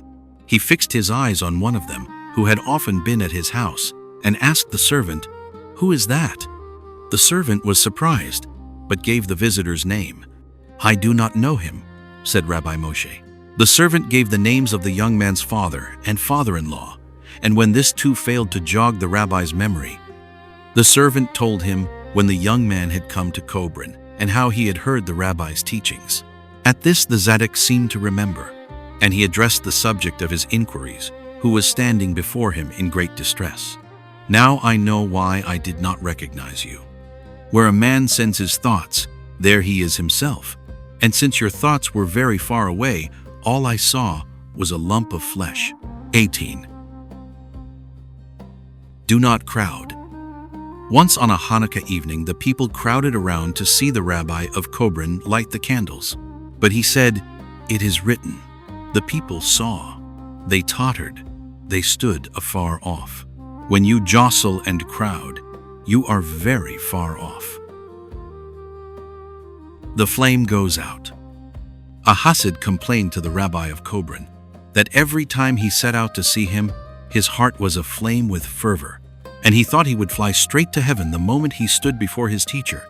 Yet every time he saw him face to face, the flame went out, and then his heart felt more shriveled and cold than at home. The Rabbi said, "Remember what David says in the Psalm, 'My soul thirsteth for God.'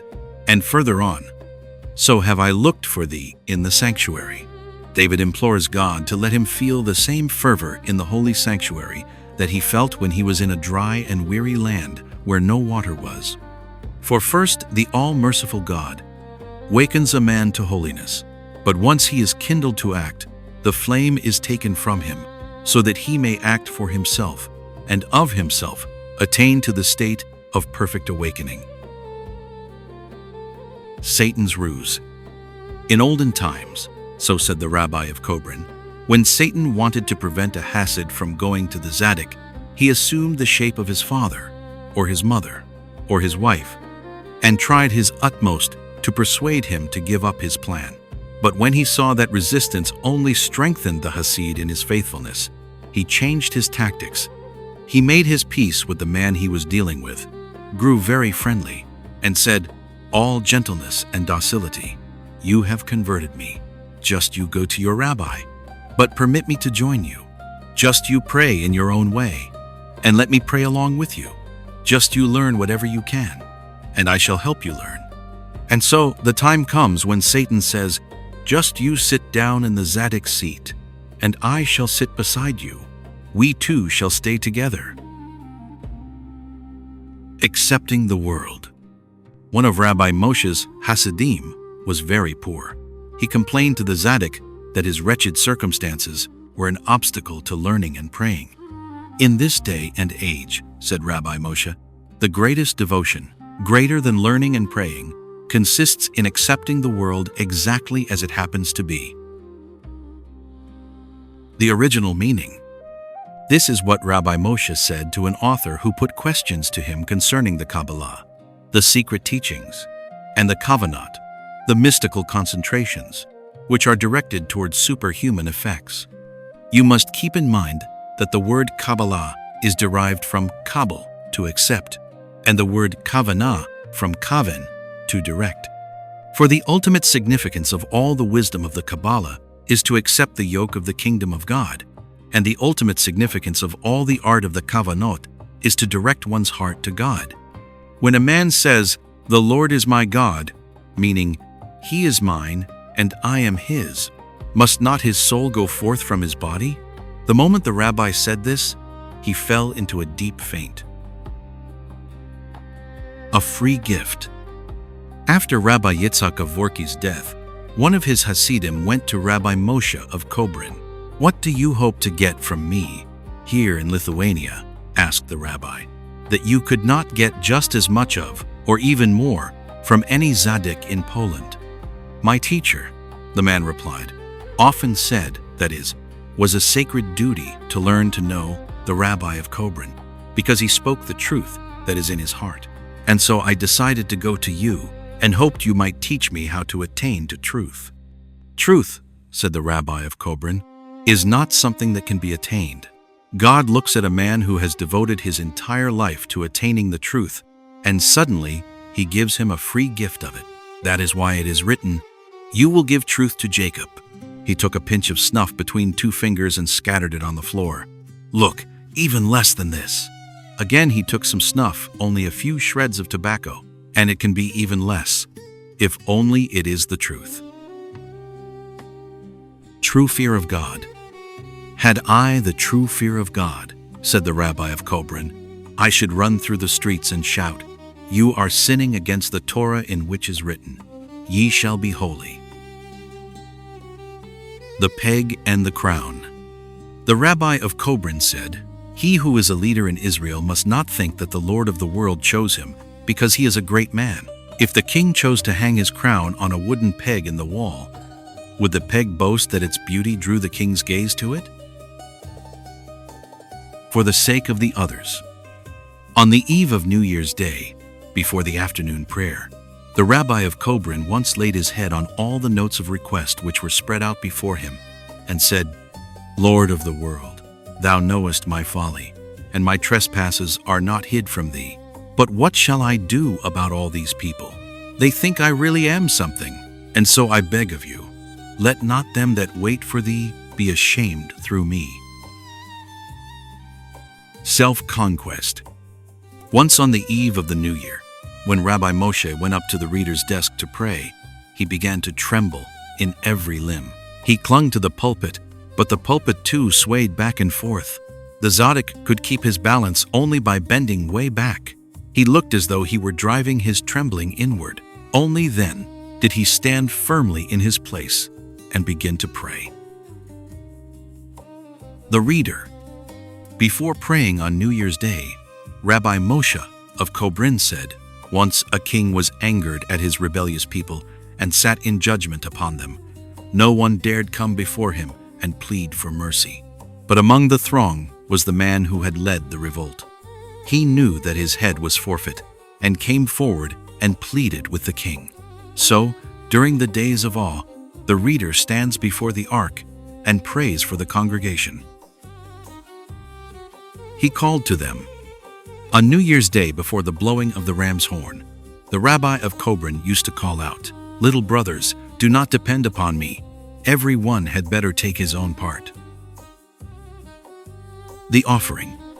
Once on a Sabbath, Rabbi Moshe of Kobrin was standing before the ark and praying the additional prayer, which is a substitute for the offerings of Sabbaths and feast days. When he said the words, "Lead us into our land, and there we shall prepare unto thee the offerings that are obligatory for us," he fell to the floor in a faint. They had great difficulty in reviving him, and he finished the prayer. That evening, Rabbi Moshe spoke again at his own table. "There in our land we shall bring the special offering for this Sabbath, for here we have no sanctuary and no service by sacrifices." And he kindled at the words and cried aloud, "Lord of the world, we ourselves shall bring ourselves to you in place of the offering." Then all understood why, in the house of prayer, he had fallen to the floor as if all life had left him. The fool. The rabbi of Kobrin was asked, "Why is it that a cantor is always called a fool?" "You know," he replied, "that the world of music verges on that of the turning to God. When the cantor sings, he is in the world of music and quite close to that other. How can he manage to keep from leaping over into it and giving himself up to the true turning? Is there any foolishness as foolish as that?" Exchange of strength. Rabbi Moshe taught, when a Jew is about to say, "Blessed art thou, O Lord our God, King of the world," and prepares to utter the first word, the word blessed, he shall do so with all his strength, so that he will have no strength left to say, "Art thou?" And this is the meaning of the verse in the scriptures. "But they that wait for the Lord shall exchange their strength." What we are really saying is, "Our Father in heaven, I am giving you all the strength that is within me in that very first word. Now will you, in exchange, give me an abundance of new strength so that I can go on with my prayer." Into the word. Rabbi Moshe of Kobrin said, "When you utter a word before God, then enter into that word with every one of your limbs." One of his listeners asked, "How can a big human being possibly enter into a little word?" "Anyone who thinks himself bigger than the word," said the Tzaddik, "is not the kind of person we are talking about." The one who knows not how to ask. When the rabbi of Kobrin came to that part in the Passover Haggadah, which tells of the 4 sons whose father instructs them in the meaning of the Seder, and what is said about the youngest. And with the one who knows not how to ask, you must open. He always paused, sighed, and said to God, and the one, alas, who does not know how to pray, open his heart so that he may be able to pray. This proverance blands. One who knows one. This is what Rabbi Moshe of Kobrin said concerning the first question in the game of riddles, which is sung at the close of the Passover. Haggadah. 1. Who knows? 1. 1. I know. 1. 1. Who knows one? Who can know the one who is sheer oneness? For do not even the seraphim ask, where is the place of his glory? 1. And I know it in spite of everything. For, as the sage says, God, where can I find you? And where can I not find you? And the seraphim too reply, the whole earth is full of his glory. I know the one who is sheer oneness by his works within me. The ladder.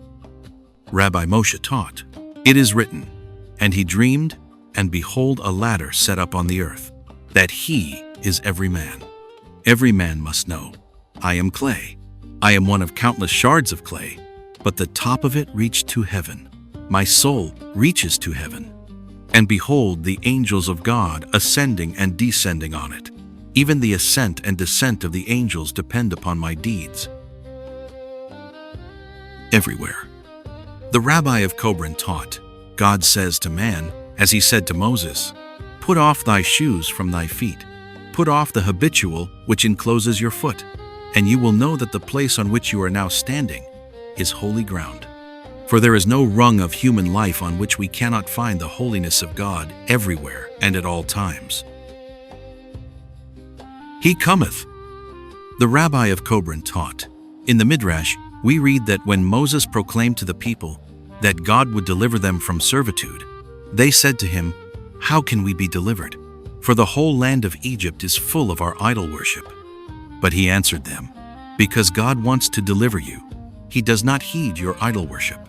As it is written, hark, my beloved, behold he cometh, leaping upon the mountains, skipping upon the hills. And that is the way it is now. When a man bethinks himself and yearns to be delivered from his evil ways, the evil urge whispers to him, how can you hope for deliverance? Have you not wasted all your days on trivial matters? But the Tzadikim say, because God wants to deliver you, he will not heed what has been. He will leap across all and everything and deliver you. For the sake of God. The Rabbi of Kobrin taught, it is written, and Moses reported the words of the people unto the Lord. In obedience to God's command, Moses had brought Israel the message that they were to be a kingdom of priests and a holy nation. And the people had replied, all that the Lord has spoken, we will do. This means, it is not to attain a high rung that we desire to serve God, but only because he has spoken to us. Their answer pleased Moses, and he reported it to God in their name and his own. Not to fear death. When the Hasidim sat around the Rabbi of Kobrin's table at the Feast of Weeks, he said to them, it is written that at Mount Sinai the people said to Moses, speak thou with us, and we will hear. But let no God speak with us, lest we die. How is it possible that in their greatest hour, Israel refused to hear the voice of God for fear of death that is nothing but a wresting of the soul from its husk to cling to the light of life? Over and over again and more earnestly, the Tzaddik repeated his question. The third time he uttered it, he fainted away and lay motionless a while. It took them a long time to revive him. But then he straightened up in his chair and concluded his teaching, lest we die. For it was very hard for them to give up serving God on earth. The most humble. The Rabbi of Kobrin was asked, how is it possible that Dathan and Abiram reproached Moses with wanting to make himself a prince over them? For does not the Torah testify that he was the most humble of all men? The Rabbi expounded. When Moses sat in the Tzaddik's chair, he pronounced judgment with great force. That is why they thought he wanted to make himself a prince over them. But deep in his heart, he was the most humble of men. How different are the people who go their way, head bowed to the earth, and term themselves humble. That is a worthless sort of humility. True humility is hidden in the heart. Words not taken to heart. Once after the rabbi of Kobrin had said Torah at the Sabbath meal, he said to the Hasidim seated around his table, "I see that all the words I have spoken have not found a single man who took them into his heart. And if you ask me how I know this, since I am neither a prophet myself nor the son of a prophet, let me tell you, words that come from the heart go to the heart in all their truth. But if they find no heart that will receive them, then God shows mercy to the man who spoke them. He does not let them err about in space, but they all return to the heart from which they were spoken." That is what has happened to me. I felt something like a thrust, and they all thronged back into my heart. Some time after Rabbi Moshe's death, a friend said, if there had been someone to whom he could have talked, he would still be alive. And it's sad. Rest. Once when he was old, he was seated at the Sabbath meal, and anyone could see that he was very weak. His trusted servant urged him to go and take a rest. "Fool," cried the rabbi, "the only rest I know is when I sit together with Israel. I have no other rest." If I knew, Rabbi Moshe once said, if I knew for sure that I had helped a single one of my Hasidim to serve God, I should have nothing to worry me. Another time he said, if I knew I had said amen just once in the way it ought to be said, I should have nothing to worry me. And on still another occasion he said, if I knew that after my death it would be said in heaven that a Jew was coming, I should have nothing to worry me at all. The end.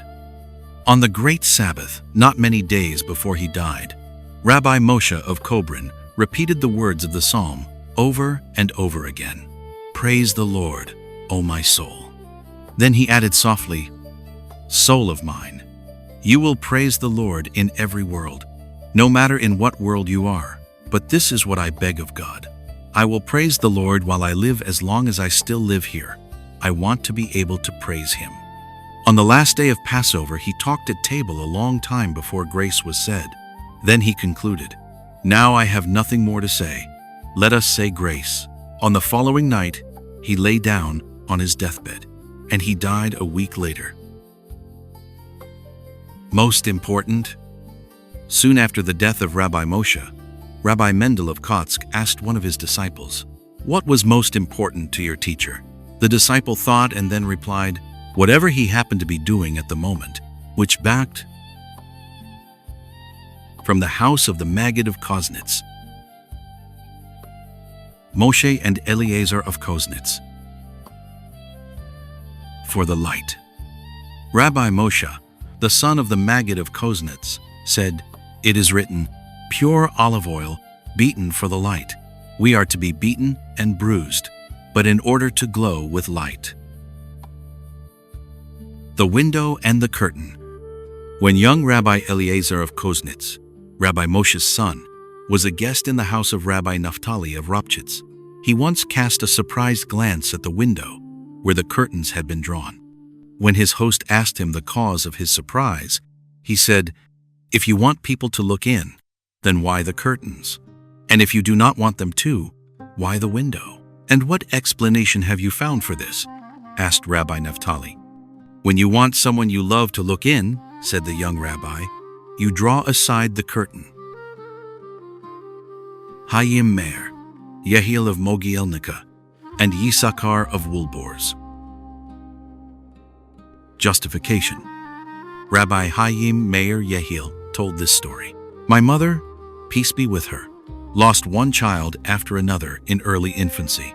Finally, she gave birth to a child they named Moshe, and he looked as though he might survive. The first time he sat at the table of his grandfather, the Holy Maggid, for the third Sabbath meal, was when he was 7 years old. On that day, the passage in the scriptures had been read, which deals with how God commanded Moses to speak to the rock that it give forth its water. And Moses smote the rock, and water came forth abundantly. While they were at the Moses meal, the boy Moshe suddenly leaped on the table and cried, "The Torah speaks of the sin of Moses, but was it sin for him to smite the rock? Did not God himself say to him, 'Take the rod'?" And he spoke on and gave a logical justification for Moses, our teacher. Then he got down from the table and said to his mother, "Mother, my head aches."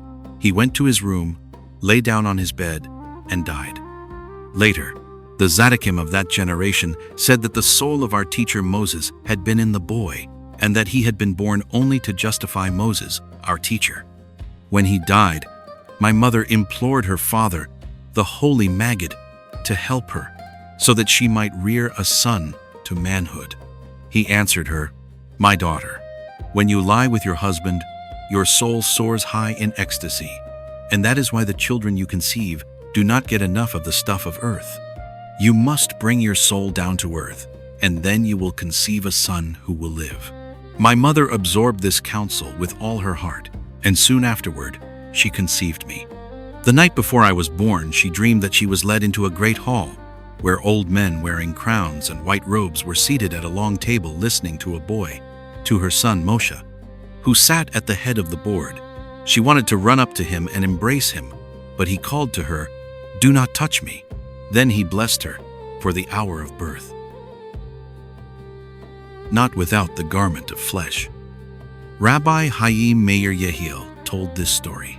When I was 5 years old, I said to my grandfather, the holy Maggid, "Grandfather, you go to a rabbi, and my father goes to a rabbi. I am the only one who doesn't go to a rabbi. I want to go to a rabbi too." I began to cry. Said my grandfather to me, "But I too am a rabbi," said I to him. "Then why do you go to a rabbi?" said he. "What makes you think I go to a rabbi?" said I. "Because at night I see an old man with you, and you are seated before him as a servant before his master. So he must be your rabbi. He can find a mark." "My child," said he, "that is the Baal Shem Tov. May his merits shield us. When you are older, you will also be able to study with him." Said I, "No, I don't want a dead rabbi." And I think the same to this very day, for I do not want the rungs of the spirit without the garment of the flesh. When learning from a rabbi, the disciple must resemble his teacher, at least in one thing, in having a garment of flesh.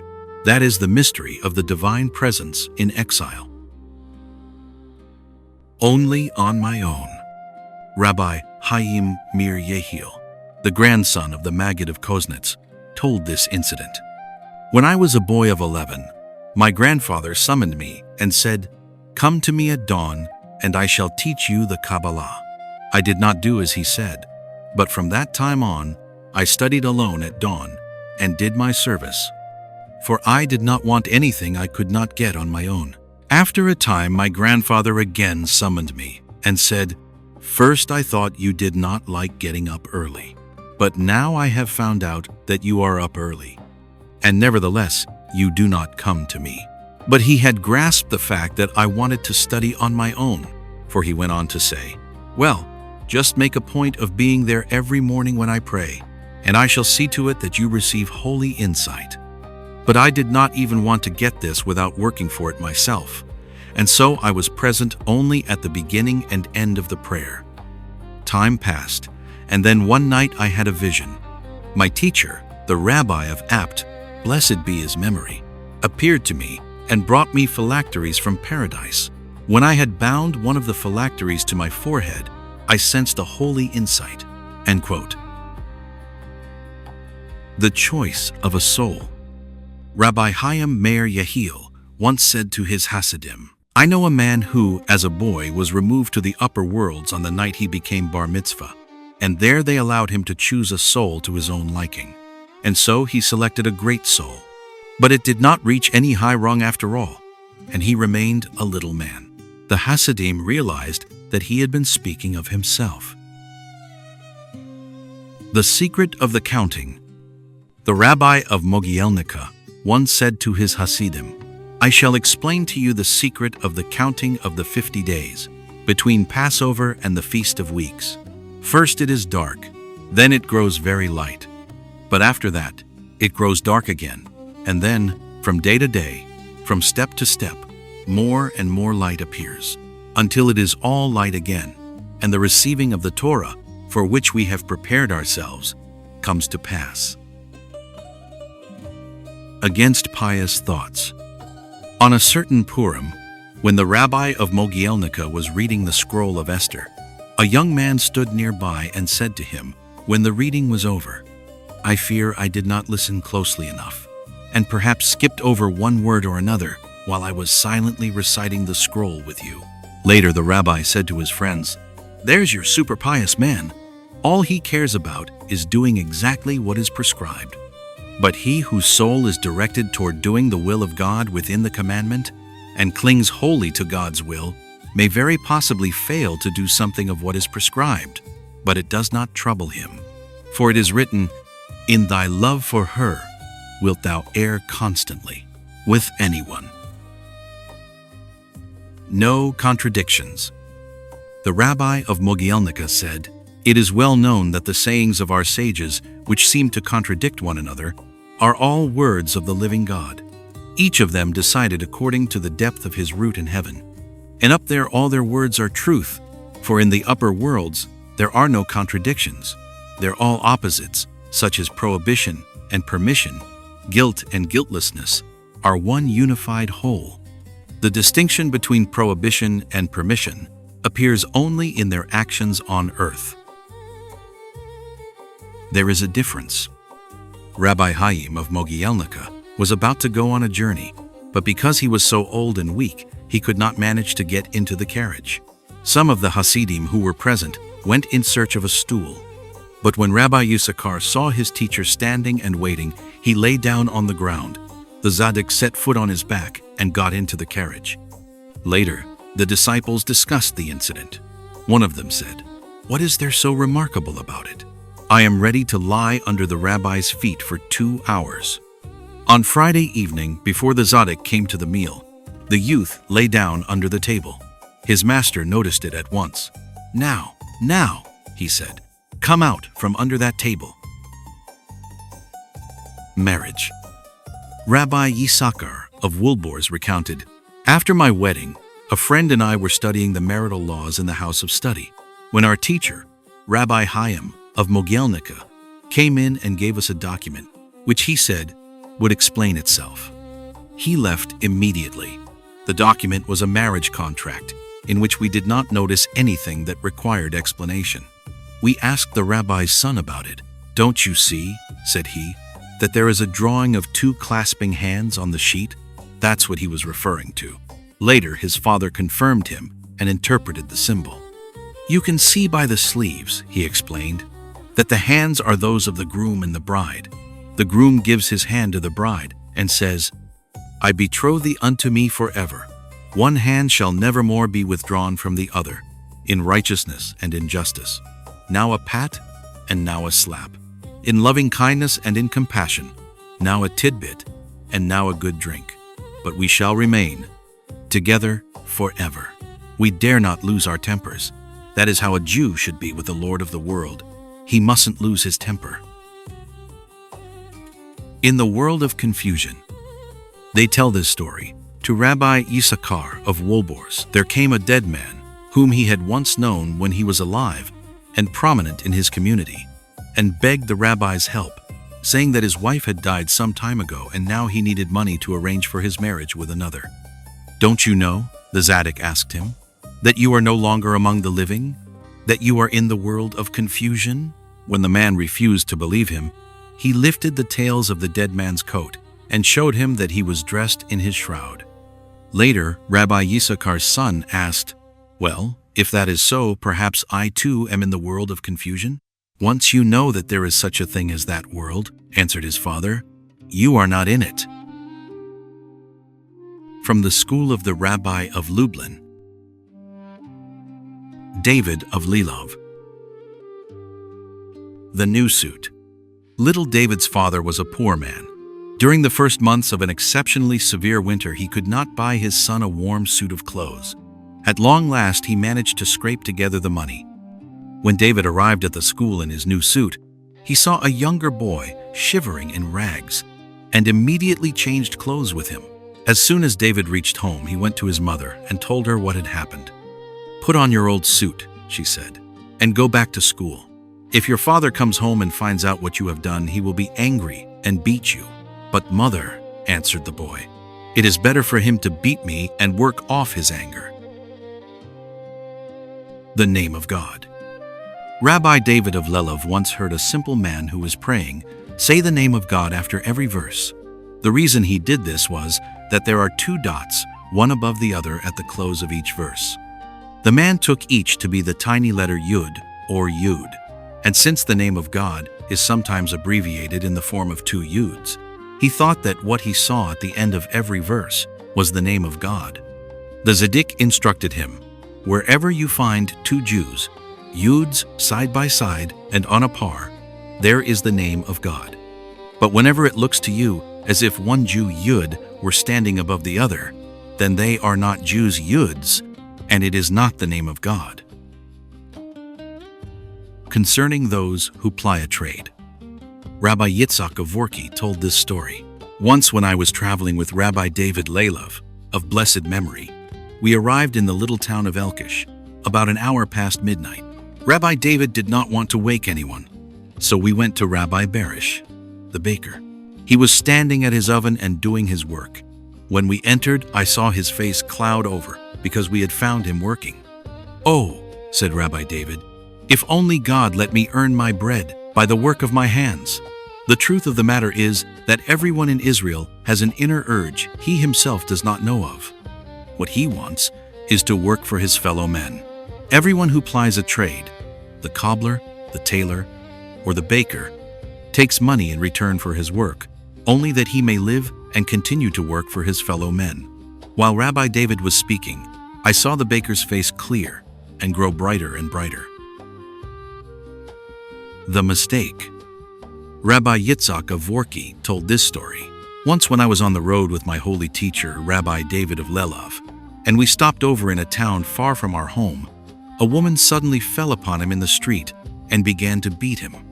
She thought he was her husband who had abandoned her many years ago. After a few moments, she saw her error and burst into a flood of tears. "Stop crying," Rabbi David said to her. "You were not striking me, but your husband." And he added in a low tone, "How often we strike someone because we take him for another." Peacemaking. Rabbi David and his disciple Yitzhak, later the rabbi of Vorki, were once on their way to a place Rabbi David had been asked to come to in order to make peace between 2 men who had a long-standing quarrel. On the Sabbath, he acted as the reader of the prayers. The 2 adversaries were present. After the close of the Sabbath, he ordered the horses harnessed for the journey home. "But the rabbi has not carried out what he came for," said his disciple. "You are mistaken," said Rabbi David. "When in the course of my prayer I said, 'He who maketh peace in his high places, may he make peace for us,' the peace was made, and it was really so." With the children. Whenever Rabbi David of Lelov came to a Jewish town, he gathered all the children around him and gave each a little whistle. Then he packed them into the big wagon he used for traveling and drove them all over town. The children whistled with might and main the entire time, and the entire time Rabbi David's face was wreathed in smiles. With animals. Once Rabbi David went to Lublin with his disciple Rabbi Yitzhak in order to spend the new year with his teacher, the seer, as he did year after year. On New Year's Day, before the blowing of the ram's horn, the seer looked around and noticed that Rabbi David was not there. Yitzhak immediately ran to the inn to look for him. He found Rabbi David standing in front of the gate to the house, holding out his cap full of barley to the horses, which their driver, in his hurry to get to the house of prayer, had left behind unfed. When Rabbi David, having finished feeding the horses, came to the house of prayer, the seer said, "That was fine blowing of the ram's horn Rabbi David treated us to." One Friday afternoon, Rabbi David was on a journey, when suddenly the horse stopped and refused to go on. The driver beat the horse, but the Tzaddik objected. "Rabbi," cried the driver, The sun will soon be setting, and the Sabbath is almost here." "You are quite right," answered Rabbi David. "But what you have to do is to make the animal understand you. Otherwise, it will someday summon you to court in heaven, and that will not be to your honor." Concerning Joseph's brothers, the Rabbi of Lizhensk said to his Hasidim, "A man cannot be redeemed until he recognizes the flaws in his soul and tries to mend them. A nation cannot be redeemed until it recognizes the flaws in its soul and tries to mend them. Whoever permits no recognition of his flaws, be it man or nation, permits no redemption. We can be redeemed to the extent to which we recognize ourselves." When Jacob's sons said to Joseph, "We are upright men," he answered, "That is it that I spoke unto you, saying, Ye are spies." But later, when they confessed the truth with their lips and with their hearts, and said to one another, "We are verily guilty concerning our brother," the first gleam of their redemption dawned. Overcome with compassion, Joseph turned aside and wept. Moshe Teitelbaum. The enemy.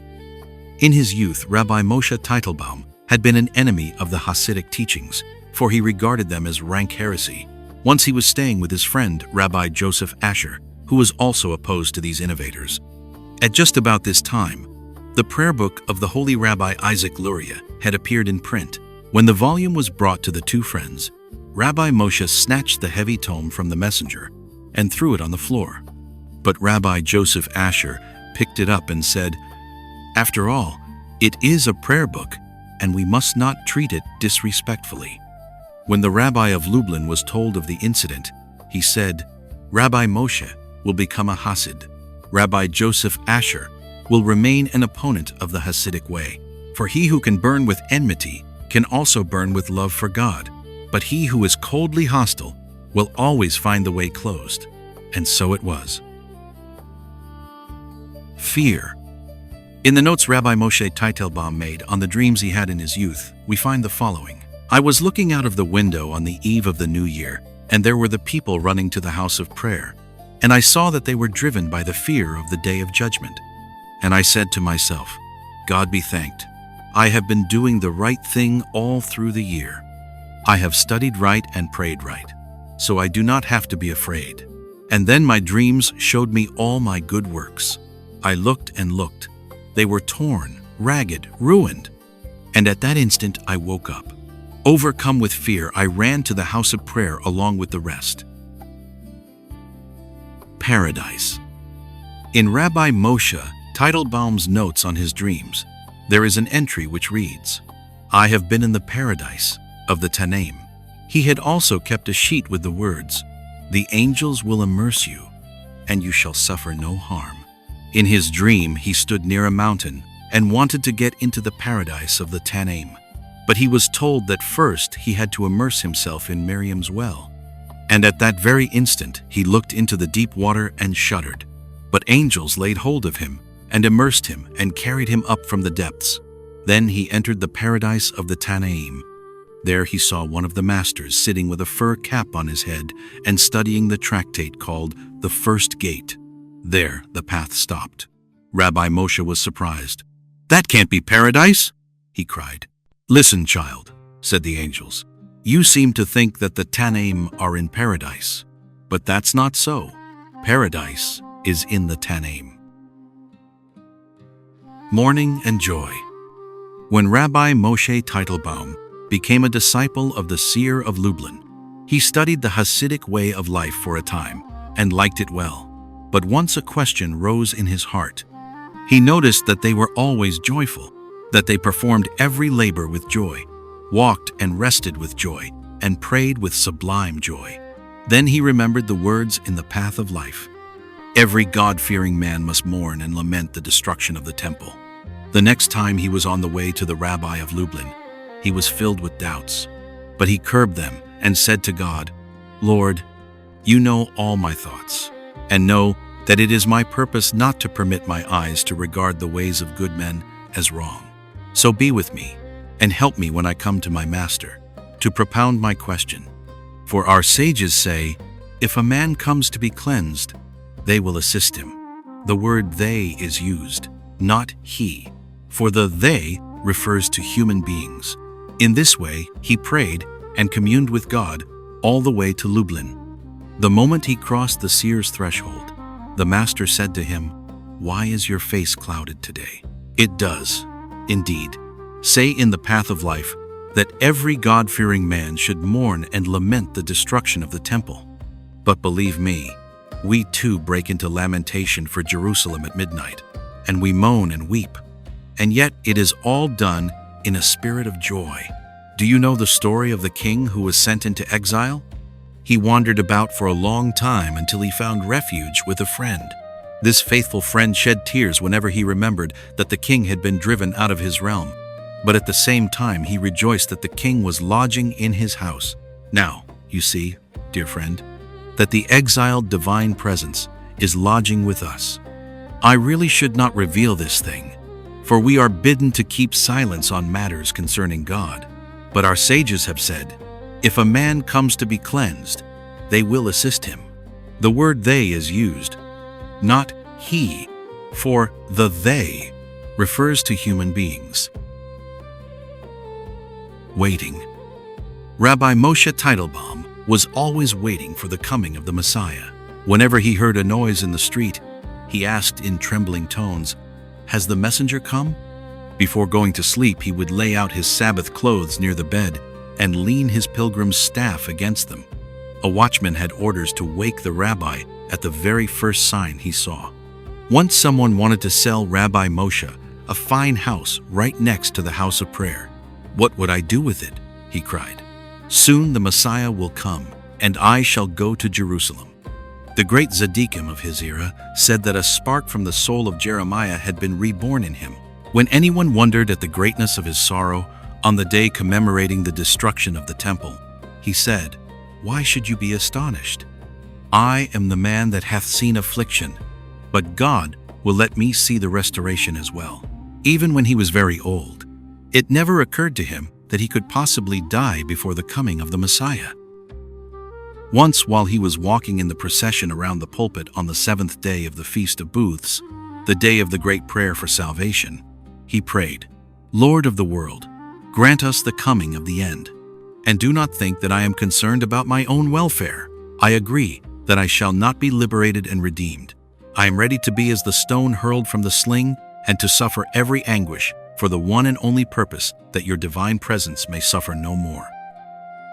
When he was 82, he prayed on the eve of the Day of Atonement, before all vows, "Lord of the world, you know that I am a wicked sinner, but you also know that I intend to speak the truth.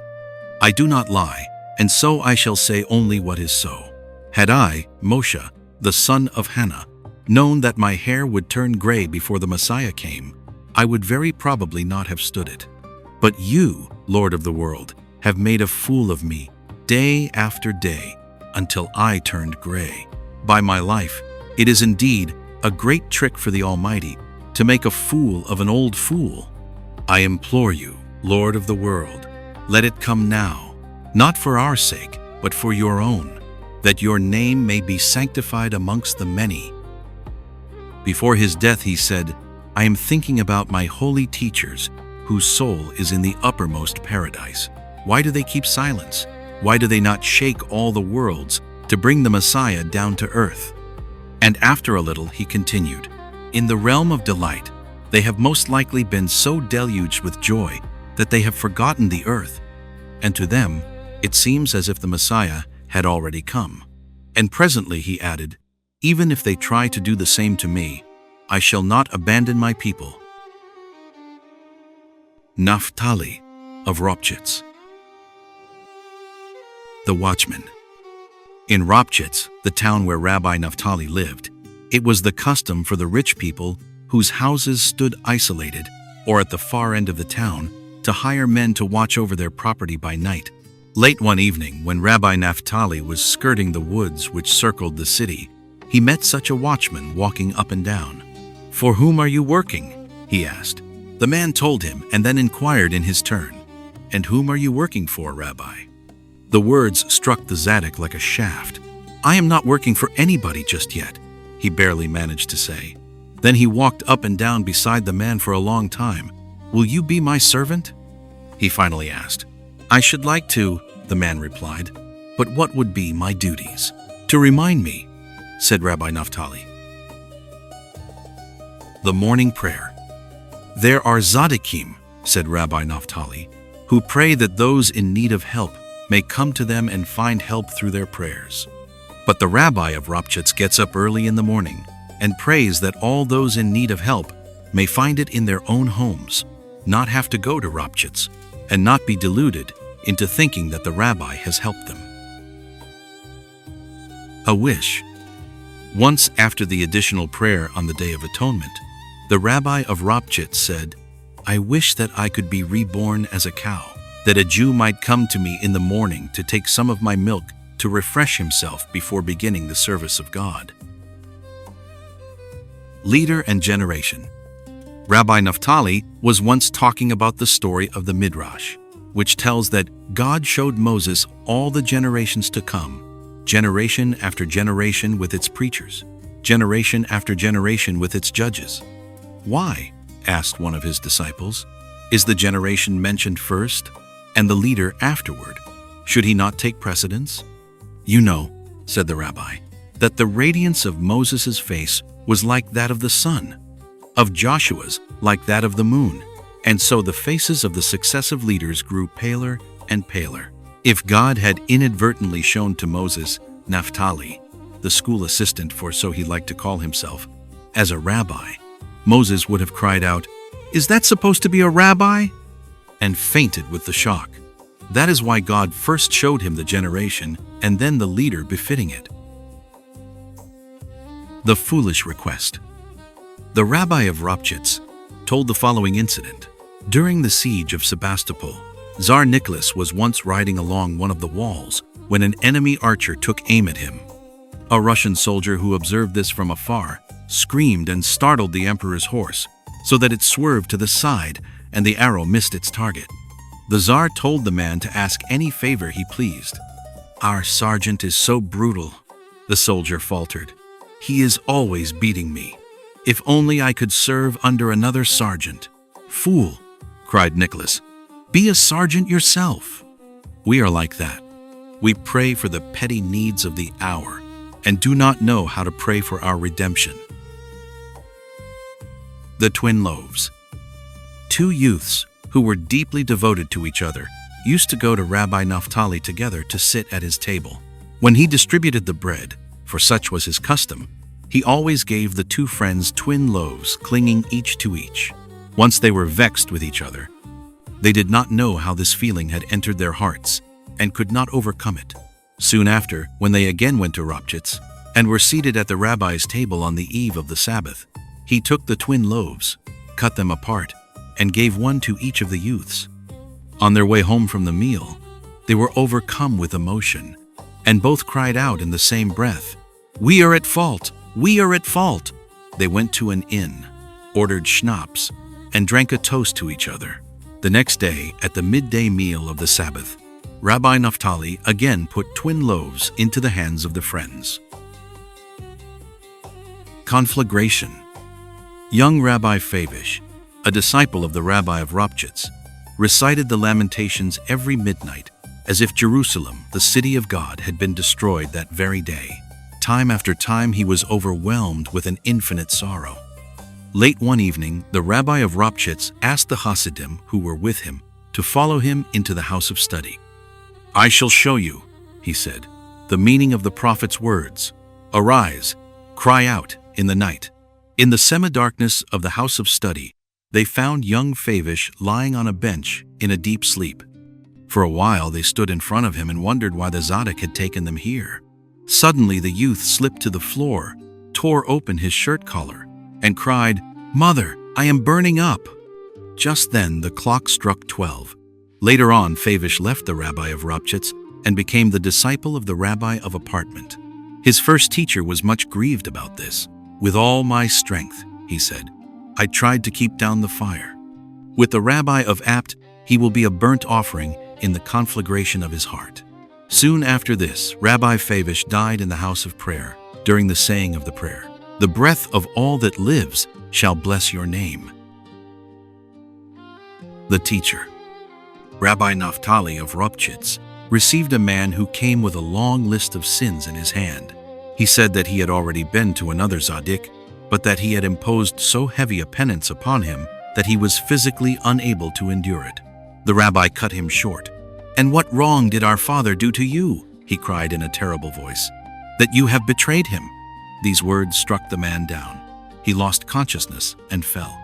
Several Hasidim from Hungary who were standing by began to laugh.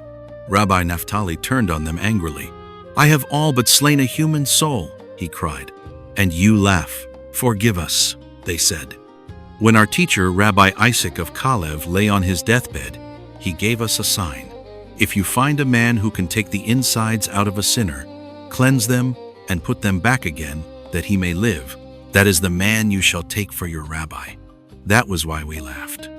"We have found a new master, and we shall keep him until the coming of the Messiah. Then we shall return to our old teacher." Then the Tzaddik laughed with them. He raised the penitent sinner from the floor. "Thine iniquity is taken away, and thy sin expiated," he said. "Go in peace, keep to the way of God, and he will help you." The penitent who felt ashamed. A sinner who wanted to atone came to the rabbi of Ropchitz to learn what penance he should do. He was ashamed to confess all his sins to the Tzaddik, and yet he had to disclose each and every one, for otherwise the rabbi could not have told him the proper form of atonement. So he said that one of his friends had done such and such a thing, but had been too ashamed to come in person, and had commissioned him to go in his stead and find out for him the purification for every one of his sins. Rabbi Naphtali looked smilingly into the man's sly and tense face. "Your friend," said he, "is a fool. He could easily have come to me himself and pretended to represent someone who was ashamed to come in his own person." The arrogant ascetic. When Rabbi Naphtali was young, there was a man in his native city who fasted and kept vigils until he considered himself quite close to perfection, and his heart swelled. Rabbi Naphtali, who knew very well what was going on within that man, once happened to be in the house of study when a boy grazed the man with his elbow while he was sunk in meditation. The rabbi rebuked the boy. "How dare you disturb this man? Don't you know that he has been fasting for 24 hours? Rather say from one Sabbath to the next." The ascetic corrected his statement, and with that, what was hidden became manifest. The other half. Once on the great Sabbath, the rabbi of Ropchitz came home from the house of prayer with weary steps. "What made you so tired?" asked his wife. "It was the sermon," he replied. "I had to speak of the poor and their many needs for the coming Passover, for unleavened bread and wine and everything else is terribly high this year." "And what did you accomplish with your sermon?" his wife went on to ask. "Half of what is necessary," he answered. "You see, the poor are now ready to take. As for the other half, whether the rich are ready to give, I don't know about that yet." Do not stop. On the day of rejoicing in the law, the rabbi of Ulanov, who was a dear friend of the rabbi of Ropchitz, lay dying. In Ropchitz, the Hasidim had just begun the great round dance in the court of the Tzaddik's house. He was standing at the window and looking down at them with a smile, when suddenly he raised his hand.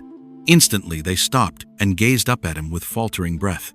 For a while he kept silent and seemed as someone who has been overcome by bad news. Then he signed to the Hasidim with his hand and cried, "When one of the generals falls in battle, do the companies scatter and take to flight? The fight goes on. Rejoice and dance." Later it became known that the rabbi of Ulanov had died that very hour. Elimelech of Lizhensk. Refractory eyes. "When I was a boy," said Rabbi Elimelech of Lizhensk, "I adjured all the parts of my body to do nothing save what was the will of God, and they all consented, all except my eyes. So I said I would not open my eyes, and kept lying down. When my mother asked me why I did not get up, I refused to tell, so she beat me with a stick. Then I asked my eyes whether they were now ready to take the oath, but they still held out. Finally, my mother beat me so hard that they took pity on me and said yes, so then I could get up. Fearless. Rabbi Zevi Elimelech of Dinov was asked how it was that he had always remained true to his friend Rabbi Shemolo Leib of Lizhensk, even though he belonged to another school. He answered, "How could I be against him?" When the two of us were studying with Rabbi Mendel in Rimanov, everyone there was so overcome with fear that not even the greatest dared raise his eyebrows. But he, Shlomo Leib, took off his shoes and danced on the table in his stocking feet, right in front of the rabbi, who sat there and watched and never uttered a word. End quote. In the image of God. The Yehudi once told his friend Rabbi Kalman of Krakow that among his disciples there was one in whose face one could still see the full image of God. Kalman took a candle and went to the house of study where the disciples slept. He studied every face intently, but did not find what he was seeking. "I guess you didn't look behind the stove," said the Yehudi when his friend told him of his vain search, and he accompanied him back. Behind the stove, they found young Shlomo Leib. Rabbi Kalman looked at him for a very long time by the light of his candle. "It is true," he said then. "It is true." A wanderer and fugitive. After studying in Lublin and Rimanov for a time, Rabbi Shlomo Leib attached himself to the Yehudi, who said to him, "The most effective penance is to become a wanderer and fugitive." So Rabbi Shlomo decided in his soul to become a fugitive and wanderer. Many years later, a Hasid who lived in Lizhensk visited Rabbi Mendel of Kotzk. The rabbi asked him, "Did you see the rabbi of Lizhensk?" "I took leave of him before coming here," answered the Hasid. "And was he cheerful?" asked the rabbi of Kotzk. "Yes," replied the Hasid. "That's the way it is," the rabbi of Kotzk said sorrowfully. He who is first a wanderer and fugitive becomes cheerful afterward. The 400. Rabbi Yitzhak of Vorki once asked Rabbi Shlomo Leib of Lizhensk, "Why do your Hasidim look so broken in spirit and depressed?" He replied, "Don't you know that my men are part of the 400 who went into exile with David, and of whom it is written, and everyone that was in distress, and everyone that was in debt, and everyone that was discontented." And where? The perfect swimmer. When the rabbi of Lizhensk's son was a boy, he once saw Rabbi Yitzhak of Vorki praying. Full of amazement, he came running to his father and asked how it was possible for such a tzaddik to pray quietly and simply, without giving any sign of ecstasy. "A poor swimmer," answered his father, "has to thrash around in order to stay up in the water. The perfect swimmer rests on the tide, and it carries him." Kotzker Rebbe of Radoshitz. 2 ways. A grandson of the rabbi of Radoshitz told this. In his youth, Rabbi Kotzker Rebbe had been a disciple of Rabbi Moshe Leib of Sasov. The rabbi of Sasov used to take him along on his trips to ransom prisoners. Once they were on the Vistula, when a storm broke out and almost capsized the boat, the rabbi of Sasov rose and cried, "We are going to our father!" and clamped his hands, as wedding guests do during the bridal dance. They were saved. Some time after this, they went to Warsaw to see the governor. When they arrived at his palace, they saw that it was surrounded by armed guards who refused to admit anyone without a written permit. Rabbi Moshe Leib asked my grandfather, "What shall I tell them?" He replied, "Say to them in their own language, Puzdaj. That means let pass and also let go." Rabbi Moshe Leib, who was almost a giant in stature, went up to one of the guards and roared the word Puzdaj at him. The man retreated in alarm and let the two proceed. We do not know just what happened after that, but the rabbi of Sasov must have roared Puzdaj to the governor as well, because all the prisoners on whose behalf they had come were released. Skip. In the bowl. Rabbi Kotzker Rebbe was very poor in his youth. One year he had to fast after as well as before the Day of Atonement, and when the Feast of Booths drew near, he did not have the wherewithal to celebrate it.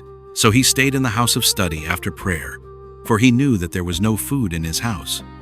But his wife had sold a piece of jewelry she still had, without telling him about it, and had bought holiday loaves and potatoes and candles for the sum she received. Toward evening, when the rabbi came home and entered the booth, he found a festive table awaiting him, and was filled with joy. He washed his hands, seated himself, and began to eat the potatoes with great gusto, for he had gone hungry for days. But when Rabbi Yisachar Ber grew aware of how preoccupied he was with eating, he stopped. "Berel," he said to himself, "you are not sitting in the festive booth. Why, you are sitting right in the bowl." And he did not take another bite. The terror of the ritual bath. This story is told. Once, young Yishakar was so very poor that he had eaten nothing for a number of days, for it went against his grain to confide his trouble to others. So one evening, when he felt that he could not keep alive much longer, he said to himself that he had better take one more ritual bath before he grew too weak. In those days, the bath in Radoshitz lay 60 or 70 steps below the level of the ground. He undressed down to his shirt and started on his way. As he descended the stairs, he heard a noise, as though someone were striking his hand on water. But he went on. The noise grew louder and louder, and it was clear that there were many hands beating on water. Yishakar Ber paused a moment and then resumed his way. A gust of wind extinguished his lantern. In the darkness, he heard a hideous clamor down below. He noticed creatures rising out of the depths to block his path. Quickly, he threw off his shirt and jumped into the water. It grew very quiet. All he heard was one more sound, as though someone were saying, "Lost," and snapping his fingers. Yisachar Ber immersed himself again and again. Then he climbed up the stairs, dressed, and went home. In front of his house stood a wagon loaded with sacks of flour and other food. "Are you Rabbi Yisachar Ber?" asked the driver. "I was told to deliver these goods to you." Now, a few hours earlier, on that very day, a farm wagon had driven up to the house of a liquor merchant, a Hasid who lived near the town. In the wagon was a tall, very old man. As the merchant came to the door to greet him, he looked at him piercingly with his rather nearsighted eyes and asked, "Where is the rabbi of this place?" "We have no rabbi here," answered the distiller.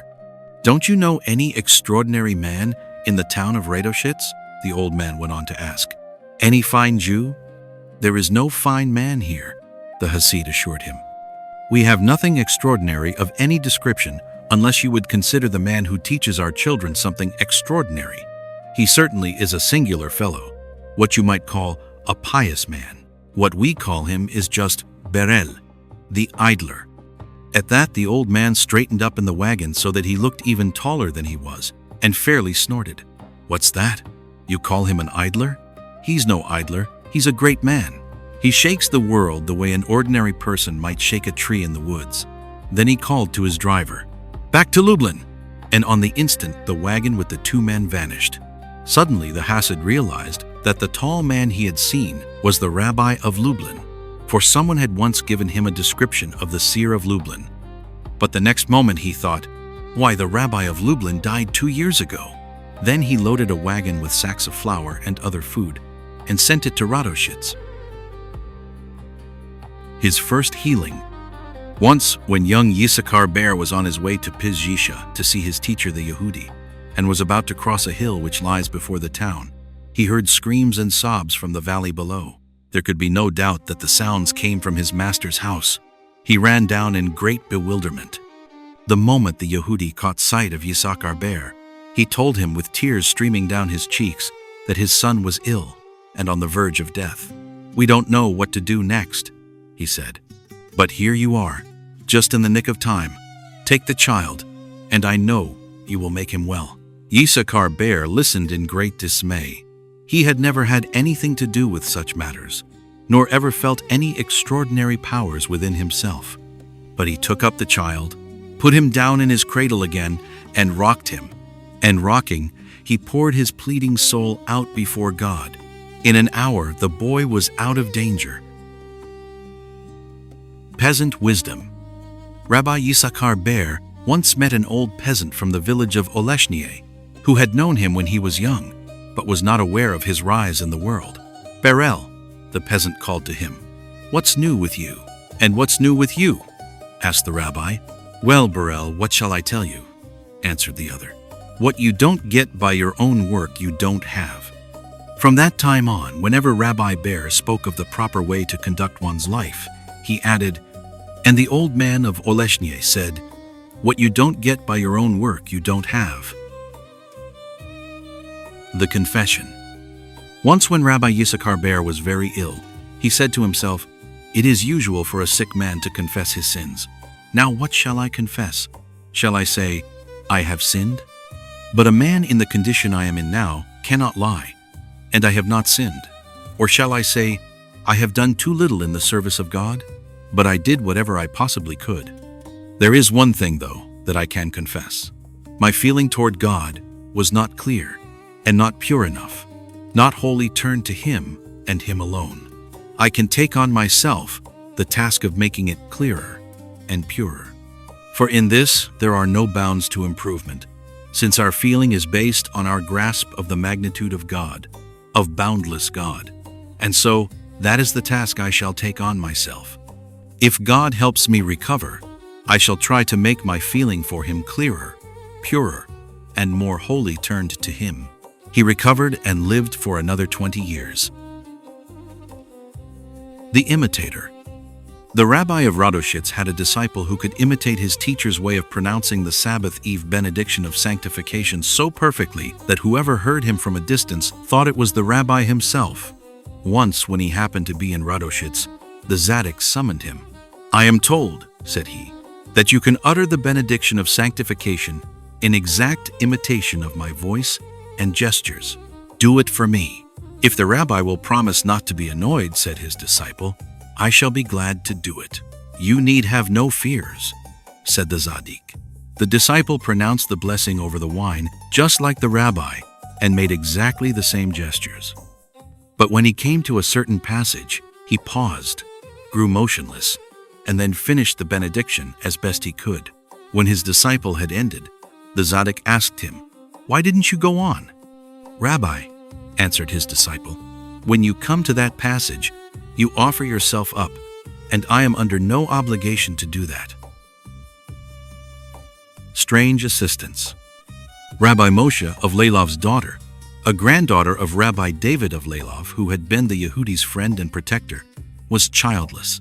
Time after time she beset her father with requests to pray for her. Finally, he told her that only the rabbi of Radoshitz could assist her in this matter. She immediately made preparation for the journey and traveled to Radoshitz in the company of her mother-in-law, who was also the daughter of a distinguished Tzaddik. When she had told Rabbi Yisachar Ber her trouble, he turned on her and berated her as one scolds a spoiled child. "What's all this about wanting children, you impudent baggage? Out with you!"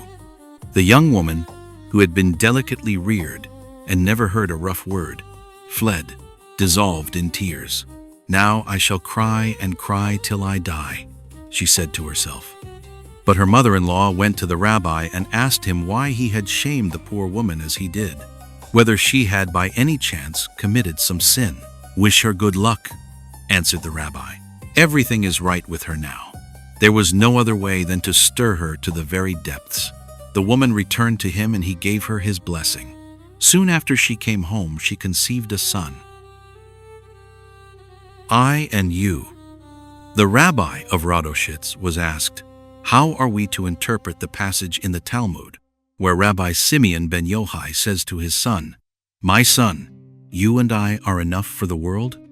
He replied, "In the Tosefta we read, 'The meaning which underlies the creation of the world is that the creature says, "You are our God," and the Holy One, blessed be He, says, "I am the Lord your God." This you and this I are enough for the world. God's Prayer. This question was put to the rabbi of Radoshitz. There is one sentence in the Talmud which we do not understand. We read, "Whence do you deduce that God Himself prays?" It says, "And I shall bring them to my holy mountain and make them joyful in the house of prayer." It does not say their prayer, but my prayer. And it follows from this that God himself prays. How shall we interpret this? Is the but supposed to exclude the prayers of man? He answered, not at all. God takes pleasure in the prayer of righteous men. And more than that, it is he who wakens those prayers within them and gives them the strength to pray. And so man's prayer is God's prayer. The light behind the window. On a certain Passover, before the Seder celebration, Rabbi Kotzker Rebbe called his guest, the Rabbi of Mogielnica, a grandson of the Maggid of Koznitz, to the window and pointed to something outside. Do you see, Rav of Mogielnica? He said. Do you see? After the feast was over, the Rabbi of Mogielnica danced around the table and sang in a low voice, the holy old man, our brother, has shown me a light. Great is the light he has shown me. But who knows?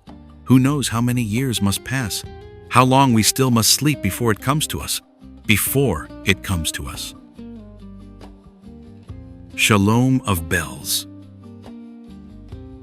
Transformation. Rabbi Shalom's elder brother once asked him, how did you happen to attain to such perfection? When we were quite young, I learned more quickly than you. This is how it happened, brother, the Rabbi of Bells replied. When I became bar mitzvah, my grandfather, Rabbi Eliezer of Amsterdam, of blessed memory, came to me one night in a vision and gave me another soul in exchange for mine. Ever since that time, I have been a different person. The light of the teachings. Young Shalom's first teacher was the Rabbi of Lutsk in Sokol. Then he heard about the seer of Lublin, and the more he heard about him, the more his heart burned with longing to hear his Torah. But when he asked his teacher's permission to go to the seer, it was refused. If you go to Lublin, he said, I shall take from you all you have accomplished here. Shalom did not let this stop him, however, and went to Lublin notwithstanding. When he returned and passed his teacher's house, the rabbi happened to be standing at the window. He called his wife. Just look, said he, how the light of the Torah shines out from the face of my disciple. The confession. A Hasid relates, once I went to Rabbi Shalom of Bells and told him my trouble, that while I prayed, alien thoughts came and confused me. Not thoughts about the business of the day, but evil and frightening visions. And I begged him to heal my soul. When I had finished, he said to me, feel no shame before me, my son. Tell me everything that is disturbing and perplexing you. I started right in and told him about every terror and every lust which had attacked me. While I was speaking, he kept his eyes closed, but I looked at him and saw how his holy thoughts were laboring to draw those alien thoughts up from the depths of my soul. When I had ended, he said, God will help you to keep them away from now on, and ever since, they have never come into my mind. Tomorrow. It was before the Passover, and while the Hasidim were drawing water for the baking of the unleavened bread, they called to one another, next year, in Jerusalem. Then Rabbi Shalom said, why not? Before next year. With this water which we are now drawing, we may be baking unleavened bread in Jerusalem tomorrow, on the day before the feast, and may eat it if the Messiah comes to redeem us. Adam and Eve. On one of his frequent visits to the Rabbi of Belz, Rabbi Chaim of Zans took his young son Baruch with him. They found Rabbi Shalom and his wife sitting at table in a room with plain board walls. They stayed for a while, and on their way home, Rabbi Chaim asked his son, what impression did those two make on you, the holy rabbi and his wife? As we entered the room, said the boy, they seemed to me like Adam and Eve before they sinned. That is just how they seemed to me, said his father. And how did the room in which they were seated look to you? Like paradise, said Baruch. That is just how it looked to me, said Rabbi Chaim. Why? When his wife died, Rabbi Shalom said, Lord of the world, if I had the strength to wake her, should I not have done so by now? I am simply not able to do it. But you, Lord of the world, you have the strength, and you can do it. Why don't you waken Israel? Hayim of Zans, and Yehezkel of Shenyava. The fire. When the town of Brody burned, and little Hayim was taken to Rabbi Moshe Leib's house in Sasov, the Tzaddik said to him, "Hayim, tell me what you saw during the fire." The boy replied, "On the one side I saw Jews putting out the fire, and on the other I saw Germans, the name given to those who had rejected Jewish dress and customs, setting fires.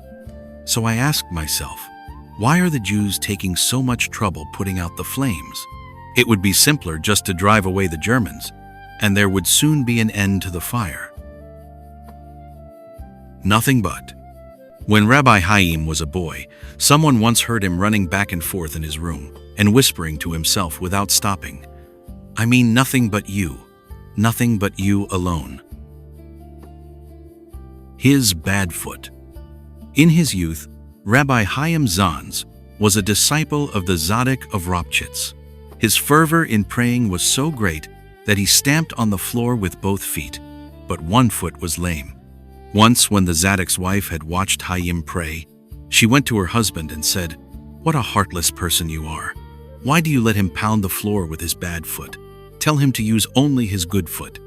"I could do that right enough," answered the Tzaddik, "if, in praying, he knew every time whether he was using his good or his bad foot." 1-2. For the smallest spark. A Tzaddik who bore Rabbi Hayim of Zans a grudge once said to him, "You climb around in the upper worlds, and I accomplish just as much as you when I recite 10 psalms." "It is true that I climb around in those worlds," the Rabbi of Zans replied, "but for the smallest spark of the fear of God, I give up everything else." Teaching and service. A certain Rav, very anxious to discuss sublime subjects with the Rabbi of Zans with no one to listen in on their conversation, finally managed to have the Tzaddik invite him on the drive he always took before the afternoon prayer. When the town lay behind them, Rabbi Hayim asked him what he had on his mind. "The question I should like to put to you," said the Rav, "is this: what is the difference between the way of teaching and the way of service?" The rabbi lit his pipe and blew thick clouds of smoke into the clear air. In between, he uttered long, low growls, like a restless lion. The Rav felt very ill at ease and wished he had never put his question. When they had driven about a mile, the Tzaddik roused himself and said, "You want to know the difference between the way of teaching and the way of service? I shall tell you. The way of teaching is when a man is always ready to give his soul for the glory of God. And the way of service is when a man is always prepared to fulfill the verse." My soul failed me when he spoke. He knocked at the window, and this indicated to the coachman that he was to start back home. To the people. A rather officious man once insisted on presenting a request to Rabbi Hayim after the afternoon prayer. When he refused to take no for an answer, the Tzaddik spoke roughly to him. A friend who was present asked him why he was so angry, and he answered that whoever uttered the afternoon prayer was face to face with the world of emanation. Why should he not be angry, coming from that world, to be annoyed with the petty troubles of a petty man? His friend replied, following the passage in the scriptures, which tells of God's first revelation to Moses on Sinai, we read, "And Moses went down from the mount unto the people." Rashi's comment on this is, this informs us that when Moses left the mount, he did not return to his own affairs, but to the people. How are we to interpret that? What affairs in the desert did our teacher, Moses, peace be upon him, renounce in order to go to the people? We must interpret it as follows. When Moses descended from the mountain, he was still clinging to the upper worlds, and in them was accomplishing his sublime work of permeating the divine attribute of rigor with that of mercy. Those were the affairs Moses had to attend to, and yet he paused in his great work, disengaged himself from the upper worlds, and turned to the people. He listened to all their petty troubles, stored the heaviness of heart of all Israel within himself, and then bore it upward in prayer. When Rabbi Hayim heard this, his anger melted away. He asked someone to call back the man he had shouted at, and gave ear to his request. Almost all that night he listened to the troubles and wishes of the Hasidim gathered about him. His reason. The Rabbi of Lizhensk once said, "I love the poor, and do you know why? It is because God loves them." What you get out of life. The Rabbi of Lizhensk told the following story and accompanied his words with gestures that conjured up a picture. People come to me who ride to market every day in the week. One such man approached me and cried, "My dear Rabbi, I haven't gotten anything out of life. All week I get out of one wagon and into another."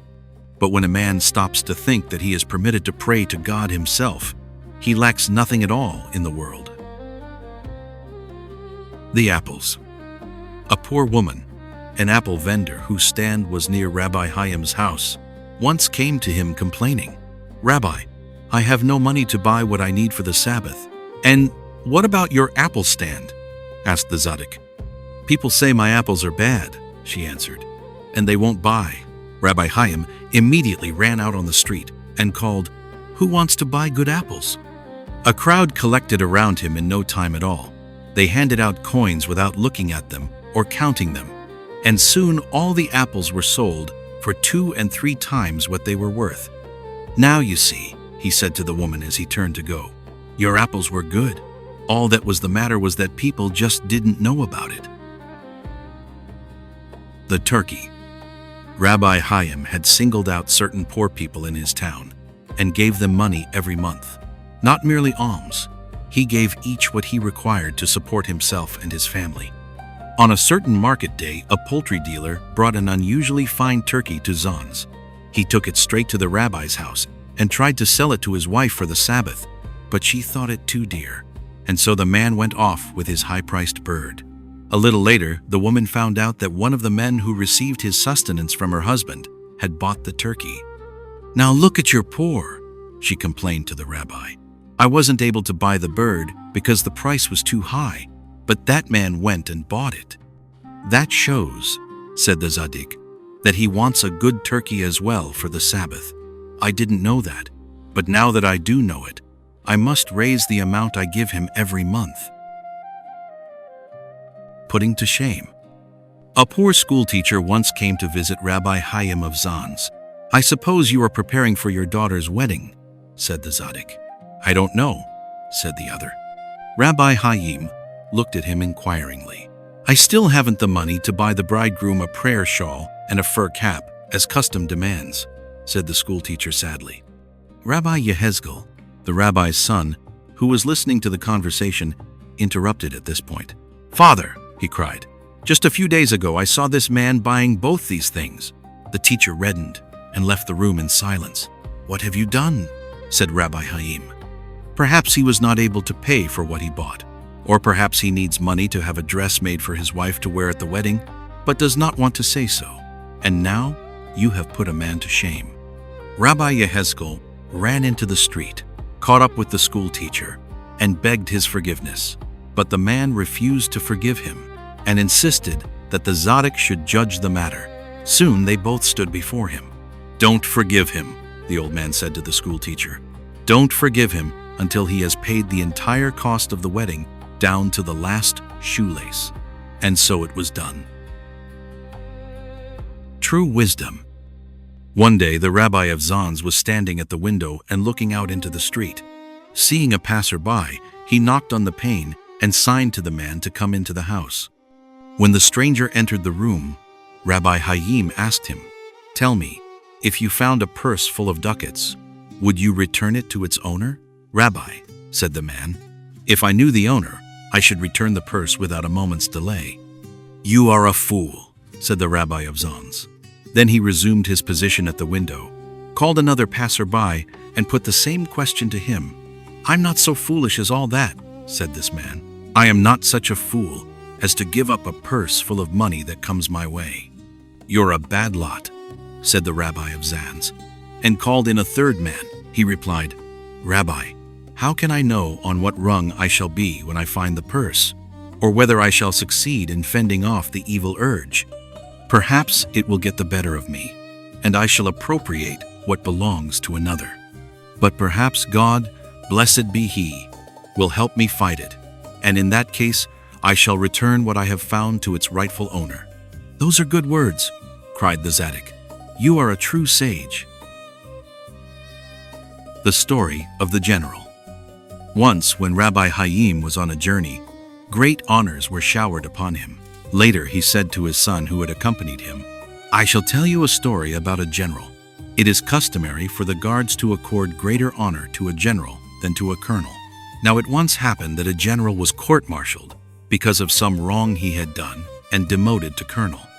When he left the house in which the military court had sat and passed the guards, they did not notice that he no longer wore a general's insignia and saluted him just as always. Only then was he pierced to the heart." Looking for the way. In the month of Elul, when men prepare their souls for the days of judgment, Rabbi Chaim was in the habit of telling stories to a tune that moved all his listeners to turn to God. Once he told this story: a man lost his way in a great forest. After a while, another lost his way and chanced on the first.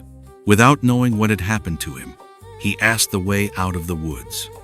"I don't know," said the first, "but I can point out the ways that lead further into the thicket, and after that, let us try to find the way together.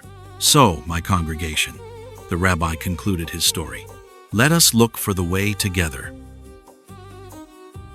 In the king's uniform?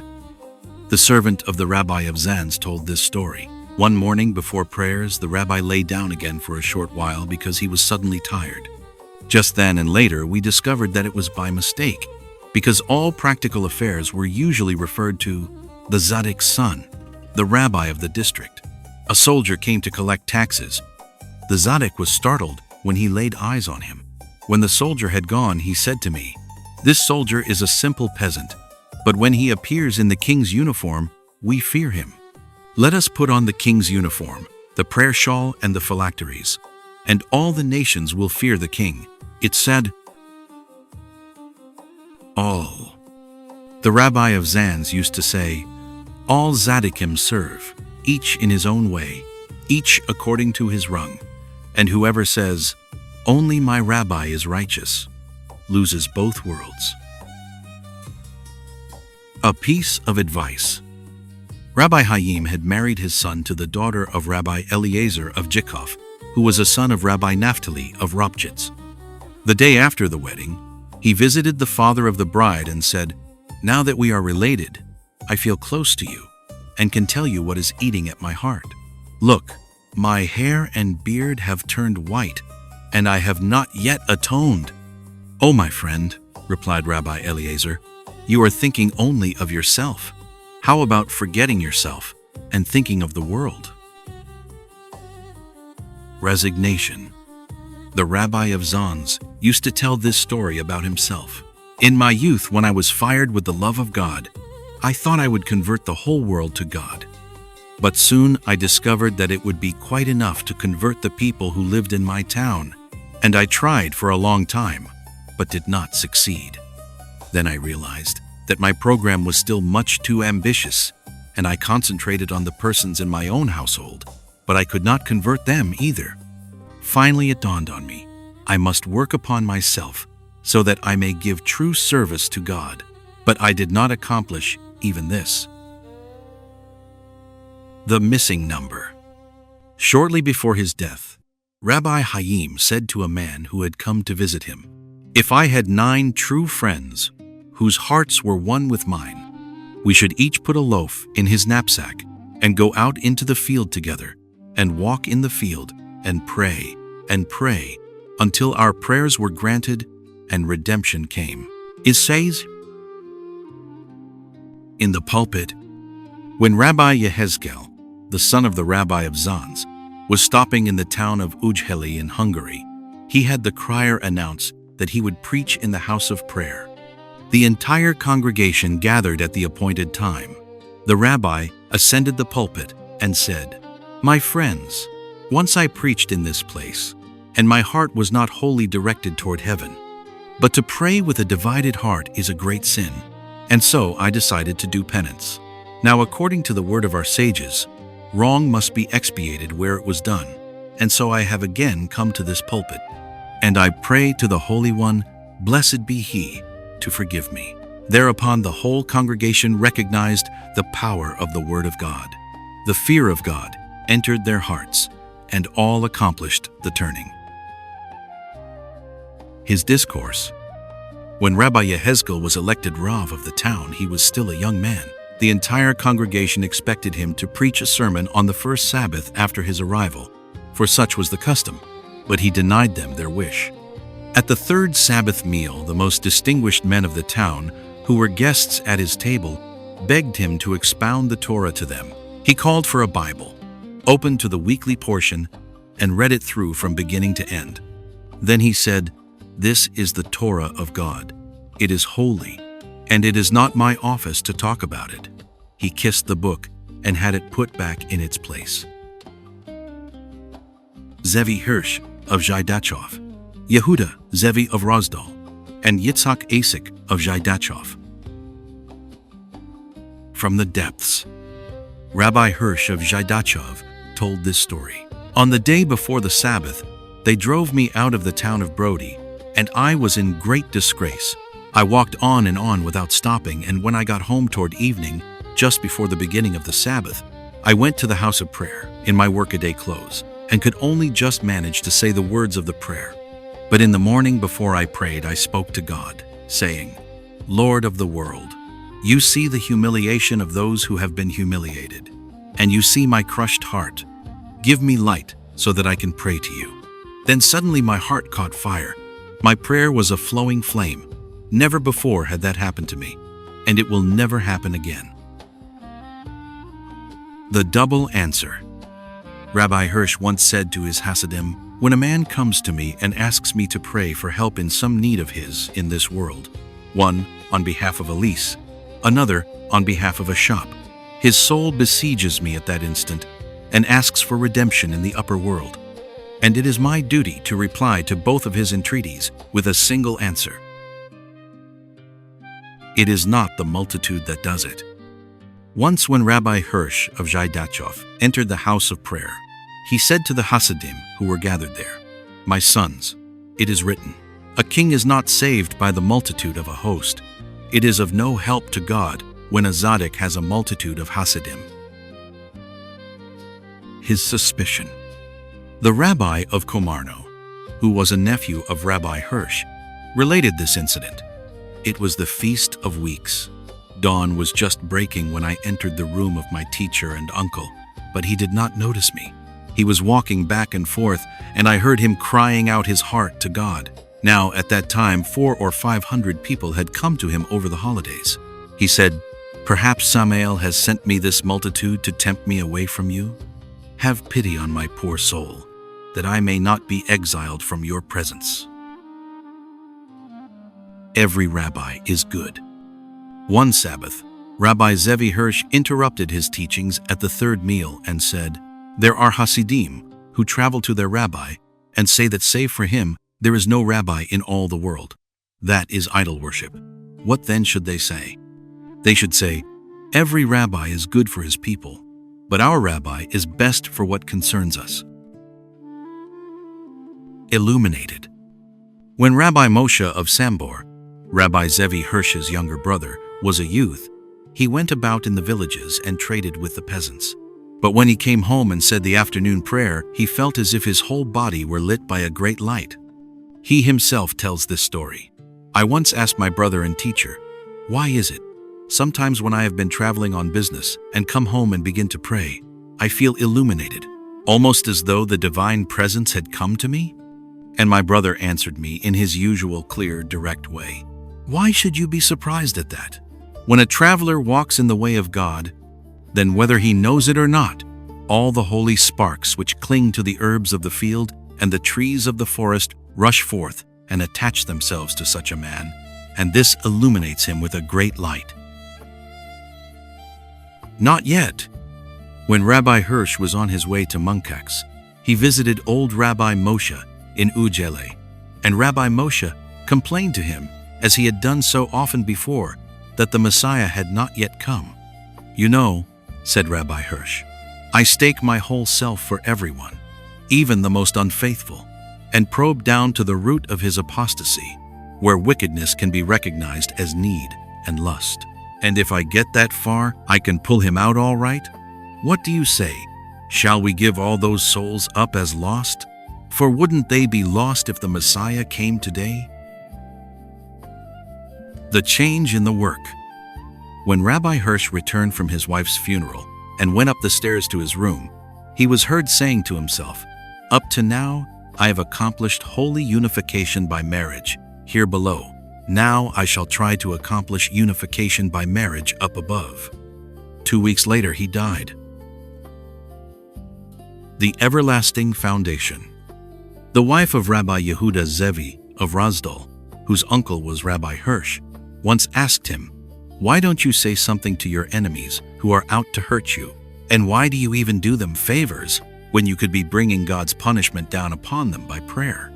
He said, "Did you never stop to think why so many people go to the Tzaddik and bring him gifts?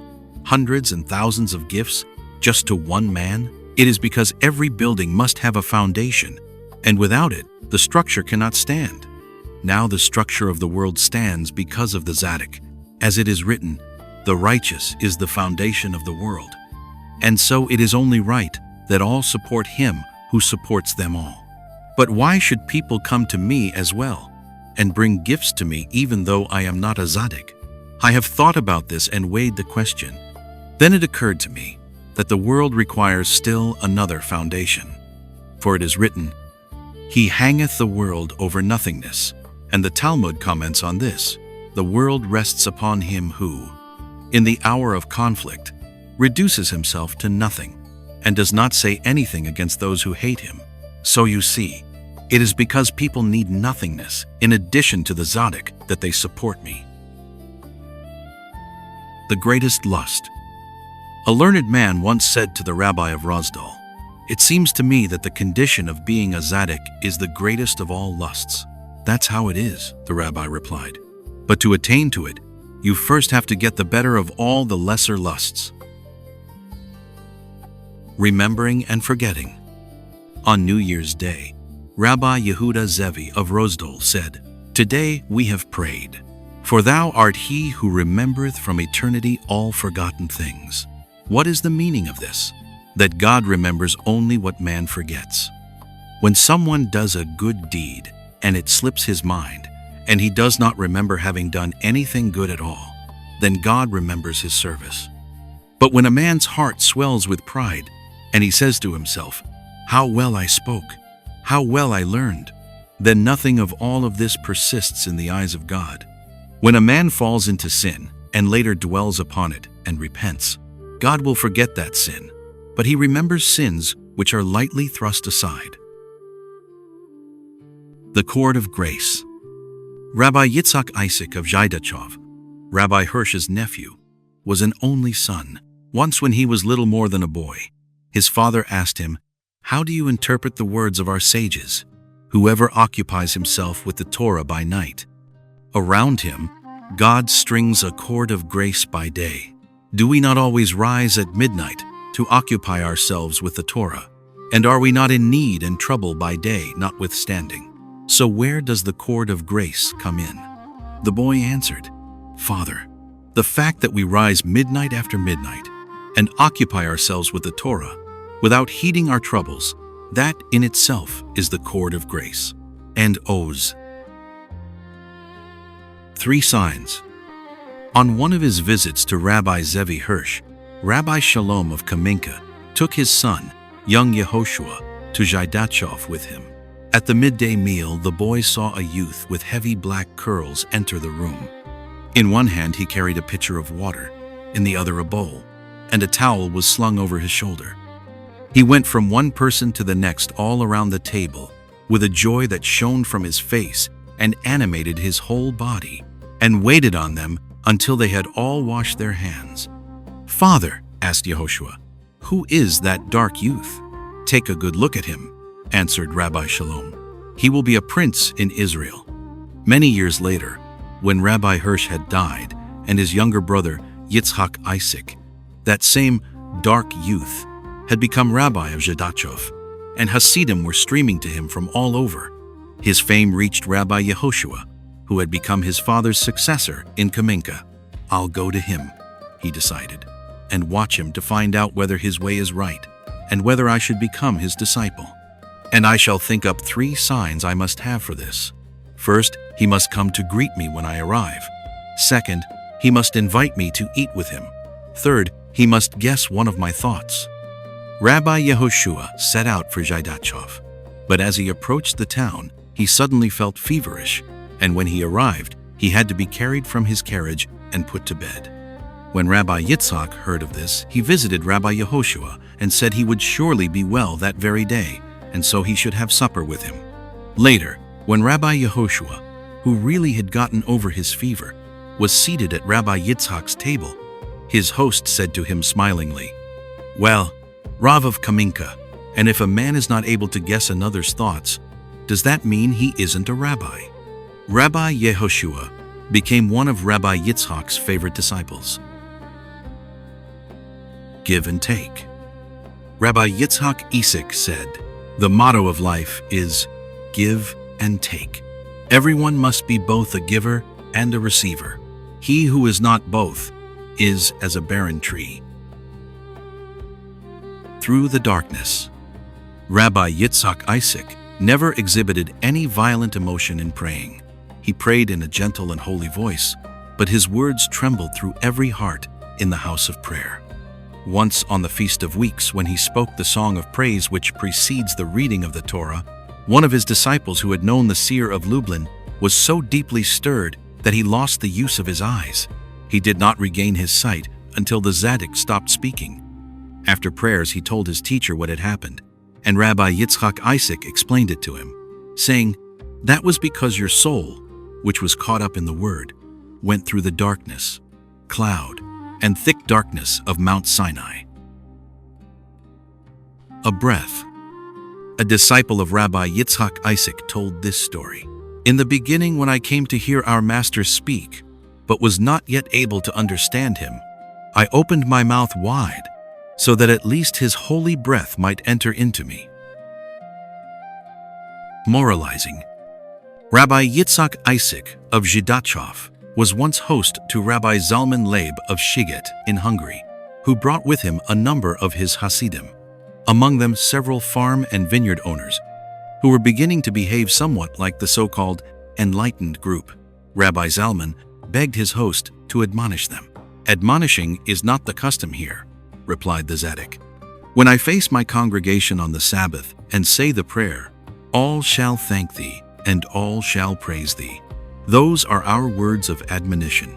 If they fail to rouse a man to the turning, moralizing will not do any good." On the following day, while Rabbi Yitzhak, standing in front of the ark, was saying, "All shall thank thee," the rabbi from Hungary happened to look at those of his people who were worrying him, and he saw that they were weeping. The Exile Festival. Rabbi Yitzhak Isaac wanted to go to the Holy Land and settle there. His sons and his friends tried to shake his resolve and did not succeed. But then something very strange happened. On the evening before the second day of Passover, the Tzaddik entered the house of prayer in the prayer shawl he wore on weekdays. After the prayer of benedictions, he stood silent instead of beginning on the festival psalms, and his congregation waited in astonishment, for the like had never happened before. After a time he began to recite the psalms, and he spoke with the same sublime animation as always. Later, in the course of the meal, he said, "Today during the evening prayer, I was wholly deprived of the power to think, and not only that, I felt I was wearing my everyday prayer shawl. I did not know what God had done to me, but finally it was revealed to me. Because I wanted to go to the land of Israel, I no longer had any connection with the holiness of the second day of the festival, which is observed only in the countries outside Palestine, and I remained in the weekday. When I realized this, I thought over everything very thoroughly and decided not to give up this holiness, but rather to renounce settling in the Holy Land. Not until then was the power of thought restored to me."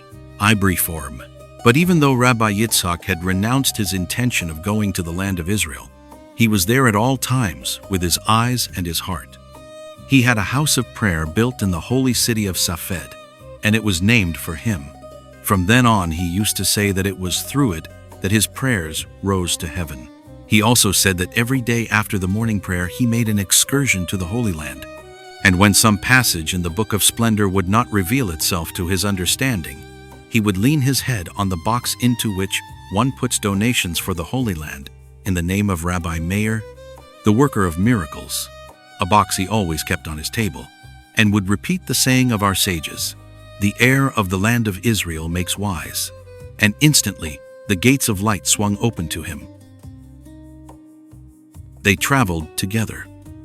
A Hasid wished to go to the land of Israel and went to Rabbi Yitzhak to ask his advice in the matter. The Tzaddik said, "Wait a while. You and I will go to the land of Israel together." The Hasid thought that Rabbi Yitzhak intended traveling there and waited to hear from him. But the message he received was news of the Tzaddik's death. When he heard this, he said, "Then I must prepare for the journey." He immersed himself in the ritual bath, bade them call the Holy Brotherhood, and confessed his sins. Then he wrote his last will and testament and lay down. A few days later, he died. Free. During the last year of his life, Rabbi Isaac of Zhaidachov often lifted his hands toward the window that gave on the street and said to himself, "Take a look at it. Take a look at the coarse world." On the morning of the day of his death, he died. Toward evening, he put on his prayer shawl and phylacteries as always. But when he had uttered the first benediction of the morning prayer, he ordered his prayer shawl and phylacteries taken off and said, "Today I am free of prayer shawl and phylacteries and commandments, and I shall soon be free of the world."